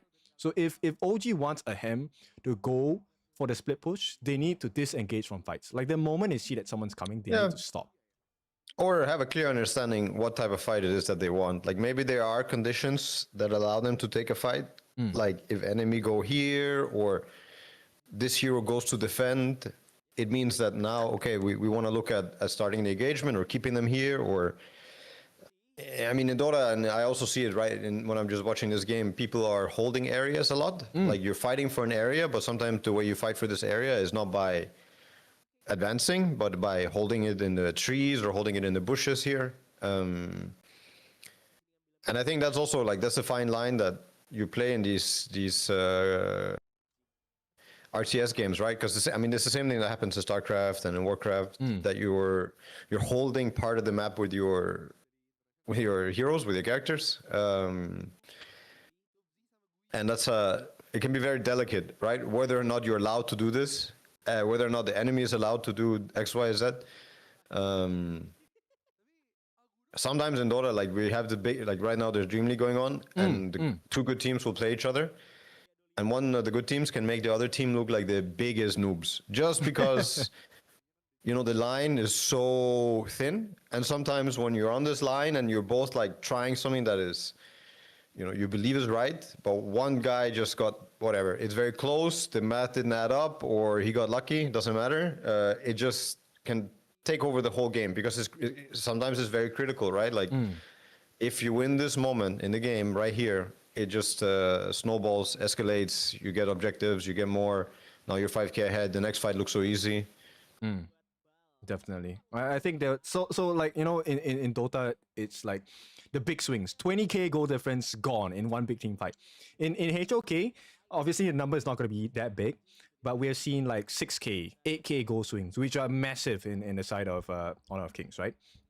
Now in terms of draft, I think so far your team has done really well. You have a mega tank in the form of the Yangjian that is held by Ehans on the right hand side of the screen. So he's going to be able to sustain through a lot of damage. But Bigatron have also a very huge sustenance lineup. So if you take a look at Dragon Boy, the Lung or Awin, second from the left, his ultimate allows him to transform into a dragon where he becomes invulnerable. He takes to the skies. The fourth hero from the left is known as Arta. He is one of the mega tanks in the game. And then you have the Zhang Q special, which is the Broken Mirage.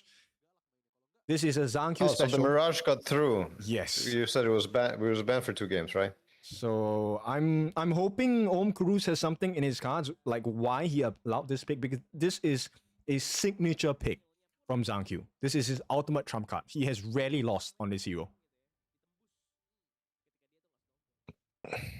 Okay.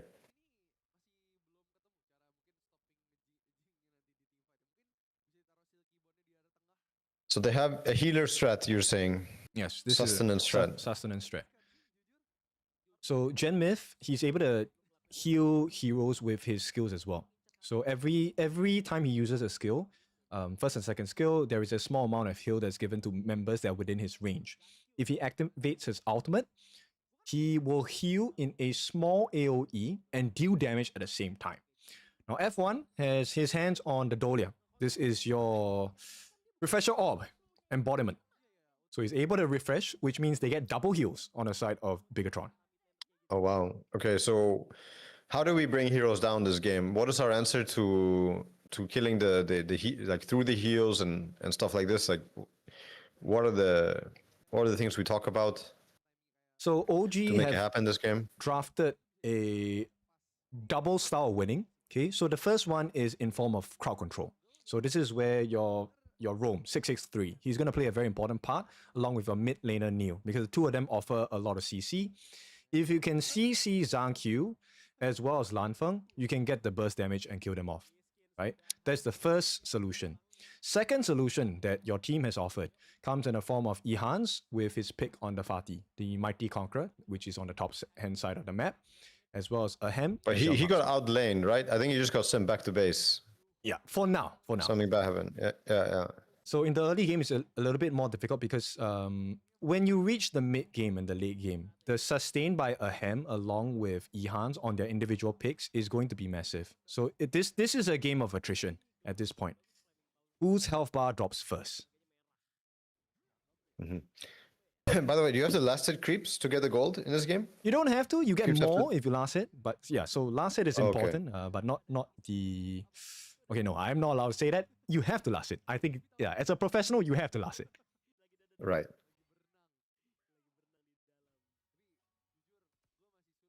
So Dao Dao is playing the mega tank, right? Yes, super sustain.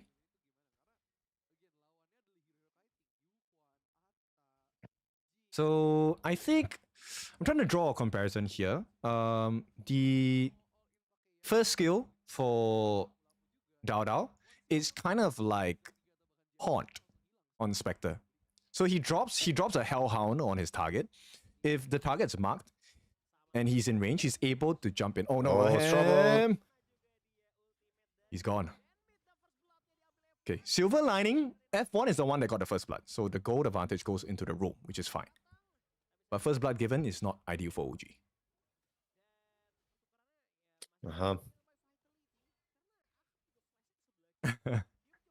Not yet, guys, not yet. There's still a chance. Don't freak out yet.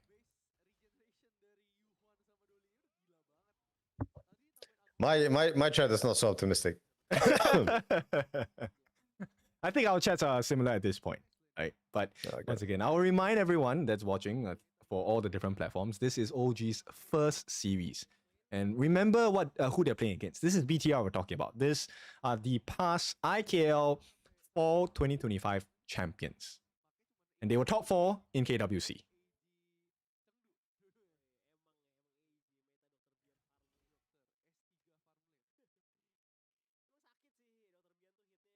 So level-wise, they have a slight advantage EXP for Zhang, which is not the worst. But Ahem needs to make sure he gets his farm. Because right now, in this current situation with the level difference, if Zhang gets his hands onto your marksman, it's an insta delete. There is, yeah, it's a quick delete button for now.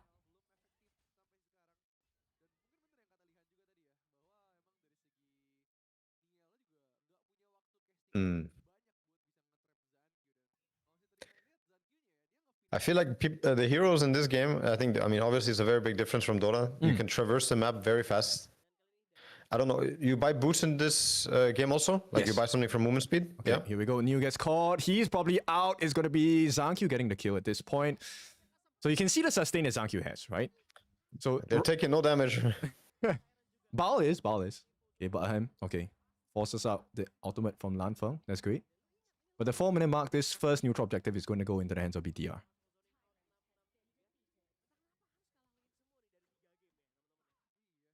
To me, when I saw that, it looked like, yeah, they're taking no damage. Uh-oh. Is he in trouble? Or he doesn't care? He's fine. He doesn't care? Okay. In Dota right now, it's also very popular to have healing strats. It's been popular for like a year.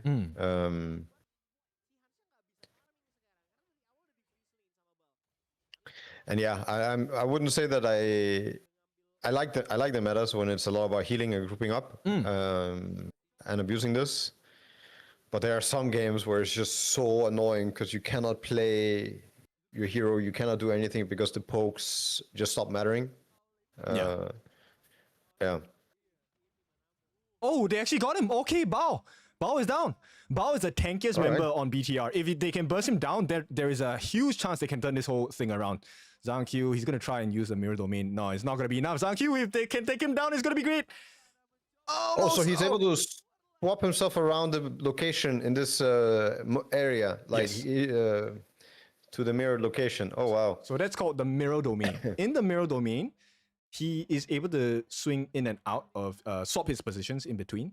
But that is going to matter less if he gets stunned or he gets knocked out of the mirror domain. So that's the goal here for OG. If you get knocked out, it cancels the ulti? Yes. Ooh, Neil died. He got cooked. Oh! He's fine for now. Now the issue for OG is they have to be really careful about the blue buff. Because they can't allow that to be taken away. But it looks like, yeah, this is looking like prio for BTR. They have to be really careful here. Ahem needs to stay close. He needs to be careful. Okay, they're going to push them away. Bao might have to give his life. They got him. Okay, that's great. Great start. What else? What else can they offer?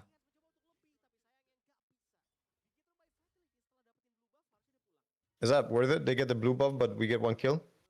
I think shutting Bao down is very important at this game because Bao is the only thing that's stopping OG from getting the advantage here. Okay. So as long as they keep Bao's level lower or low, essentially put him on a leash, it is an opening for the OG lineup to really get the work done in. Zhang is not very tanky at all, right? The difference here being, I think 663, he's trying to find and fish for an angle in which he can have the most value for his ultimate, right? Because his ultimate allows him to slam. It's like a Fisher. Fisher is slow, essentially. Fisher? Yeah. Earthshaker Fisher? What's that? Oh, Fisher. Yeah. Ah, okay. But he needs to find an angle for it.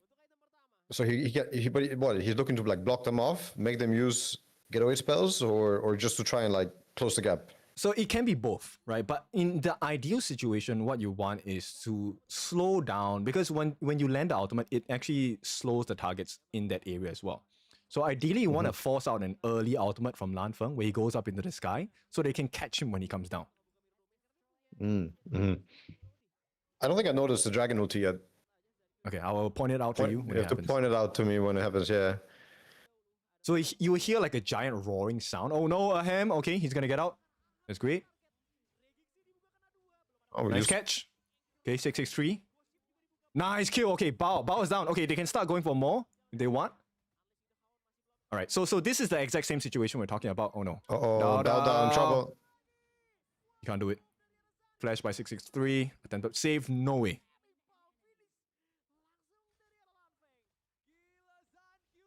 So what happened there? It looked like Dao wanted to go in, but the rest of the team weren't following or couldn't follow.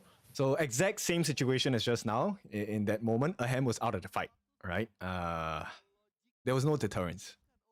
He went to clear the lane. I think this is an issue that OG needs to fix, right?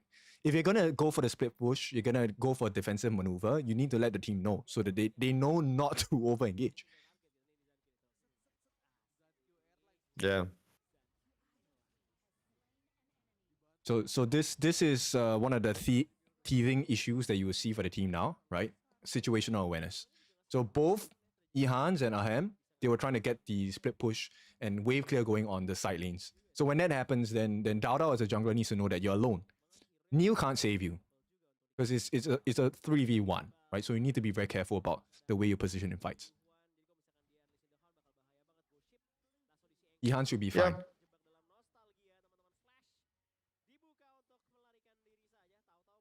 Okay. So right now, OG is doing a good job of holding the lane. And this puts Dao in a position where he can actually get a split push going, right? For now, it's working out. He's just giving information about the team for the team. So OG actually holding well, even though it's a 4K goal lead. There are two challenges in 30 seconds. The shadow variants come out. So this is like a perfect timing for both teams to bait out resources. I want you to use your common spells. I want you to use your ultimates. And then we get to see who has the advantage in that 10-minute fight.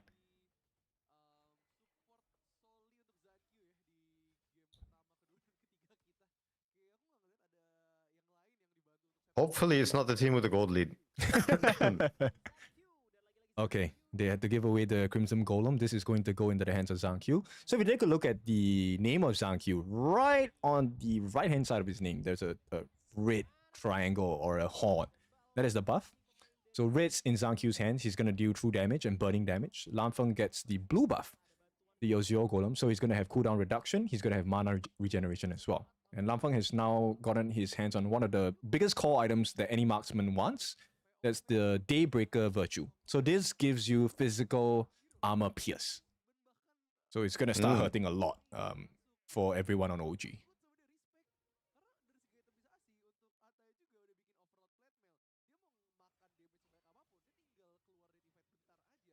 All right. Chill out first. There's 60 seconds of the Tyrant buff available for Bigatron. And this is what you have access to when you have the goal lead, right? So if you take a look at Bigatron, they're able to do four-member split push while like holding OG at a particular spot of the map, while Zhang Qiu gets a free T2 on the top. Mm-hmm. Yeah, and Dota, a lot of the time, it's not as much the case. Oh, they got it. Okay. Fight. But it's F1. That's not your ideal target. That's just a roam. They need more. Double kill Ehans is dead as well. This game is looking a little bit spicy. Dao alone, there's no way he survives this. Even if he does, there is nothing left. Oh, he's the last one. We're all dead. We're all dead. Oh my goodness. Yeah. Okay, 3-0. Tough opponent. Yes. I mean, they're the champions of fall season 2025 for a reason. This is why you don't give him his signature hero. But well done. Good effort. Well, someone will break it, I'm sure. If you keep, how to say, giving someone what's broken, it will forever stay broken until someone decides to try and beat it, right? Yeah. I think for now, because it's just the initial stages of the season, I don't think this is the biggest loss, right? So it's at this point, I don't think there will be any patches coming out anytime soon during this season. So I want to see what else does OG have in store, because every time what we're seeing as a pattern is, okay, you beat them once, 3-0, whatever the scoreline is, but the next time they meet, you get flawed. It's the opposite that happens. Yeah. Oh, and this OG plays tomorrow same time, right? This doesn't mean anything for the next game. It's no, round robin groups, yeah, or right now it's round robin, so they will have to play against everyone anyway. And then the true Right. challenge comes in the later parts of the season. Obviously, they still need to take games now. They need to take games off of this best of 5 because it's still a point system, right? But you need to make sure that you're within top 3, top 4 of your relevant groups in this particular position, because then it allows you a fighting chance into the later parts of the professional league. Because the goal here for any team in any league is you want to qualify into Kings World Cup, right? That's where the big money is. That's where the best of the best are at. And it is unfortunate, but sometimes to be the best, you really have to play with the best, because there's some things that you will only get to experience playing against the best teams. So OG, this is actually a good benefit for them. Yeah, like you asked me before, would you prefer to go lower bracket and go from there, or win and have it easy? Well, at the end of the day, I just think it will depend on like how much you know. Obviously, how good everybody else is always a thing, right? But how much you know and how much you understand is where it all has to begin, right? And losing can be the most valuable thing. If your mindset is right and you lose, you can learn so many things. You can learn so much about the game, but not only that, you can learn so much about yourself, your team, what it means to be in a team, what it means to make other people work, and also have other people make you work and stuff like this. So yeah, losing can be very valuable. I hope OG will also put it to use. But yeah, they seem good. I mean, I saw this game also. It looked like there were some very good moments, but yeah, I don't speak the Honor of Kings language yet. It's okay, but you do speak the mobile language, right? So this was just BTR out healing themselves. That's it. There were too many health bars. I mean, that's what I could tell that. I could definitely tell that. Sometimes it feels like we're dealing no damage, right? There's so many shields and heals coming out. I cannot see the health bar going down. Okay, so this is the important part, because for you, obviously, you are one of the owners of one of the strongest teams across the world for now. Do you have a HOK account? I never played. No, I've seen people play. I'm trying to remember last time I played. I mean, I played chess on my phone, but that's like the only game I've played on my phone, I think, since, I don't know, I was maybe 20 years old. Okay, it's been some time. Okay. Yeah, I don't really do phone games. I mean, I have my PC, and I do play a lot of different Steam games, but I never really got into other MOBAs, you know, like. I guess Deadlock, it's you'd consider a MOBA, but it's the only one I've really put a lot of hours into. Okay, no issue. The MOBA genre. We will extend an invitation to you. If you ever want to start, you can always ping us. We will introduce you into the MOBA of Honor of Kings. And I believe there are actually a lot. So we've been getting a lot of traction in the western part of the world for Honor of Kings, a lot of interest coming in. So I'm very sure you will have teammates to play around with. I mean, next time I go travel and I have to go to the airport, I want some coaching, some quick coaching. What's IMBA? What do I buy? Give me some guides, and I'll quick start myself into high rank. Okay, so if we were to stay true to the OG spirit of creativity and being audacious with the picks and the skills that you use, I think I would be your perfect candidate. The entire broadcast knows this. I don't play the usual heroes in the roles. I do not play the usual styles and builds of any hero. So if you're willing to put yourself in a full position of trying weird stuff out in the game, I'm open. Sounds good. I'll take you up on it. Right. So what's the expectation now? Okay, so this is the first lesson. Definitely a very difficult one for OG. Tomorrow, I believe they're going up against Dominator. What is the expectation now? What is a respectable growth marker for OG tomorrow, in your eyes? You're asking me? My eyes?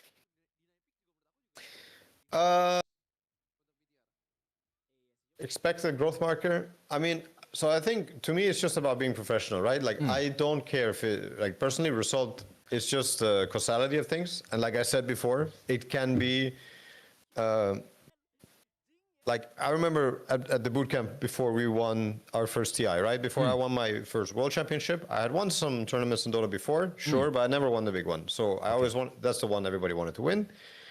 And we went to our bootcamp and we lost 12 times in a row to Team Liquid. That back then, Team Liquid. Okay. that roster. And the story could have been that we were really bad. I don't think that would be fair to say.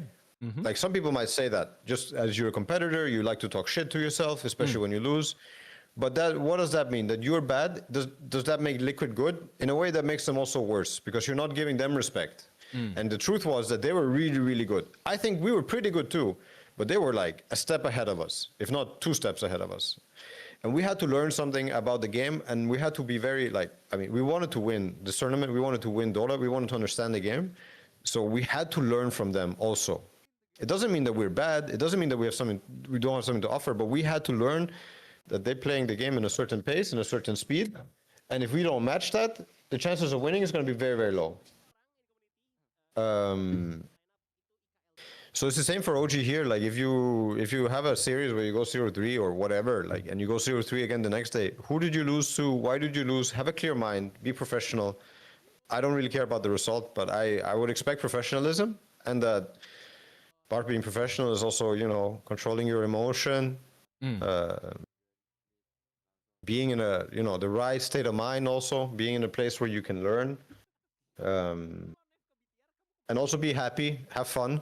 You know, like I do think if you're not there, then you're not also going to be able to play your best. You're not allowing other people to play their best, because this game is about creativity, I'm sure. Like every other video game is. It's a lot about creativity.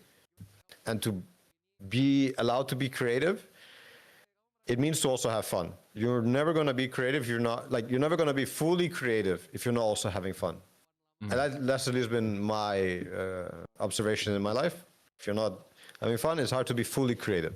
You can be creative, I'm sure, if you're sad also, but it's not the same, and it's not as much. Okay, I like that. Okay, so I will input my little views here. I think for your next series tomorrow, I think it needs to be at least a 3-2 advantage to OG. The reason why I say that is because it looks like, based on schedule-wise, you guys are going up against the creme de la creme of IKL. So you're getting all the big teams right now before the later parts of the season. So I think it's important to squeeze out results against the big teams, because the mark of a champion, we discussed this in our own talent pools across all the different regions. The mark of a champion is adaptability, right? But it's not just adaptability, it's how fast you adapt.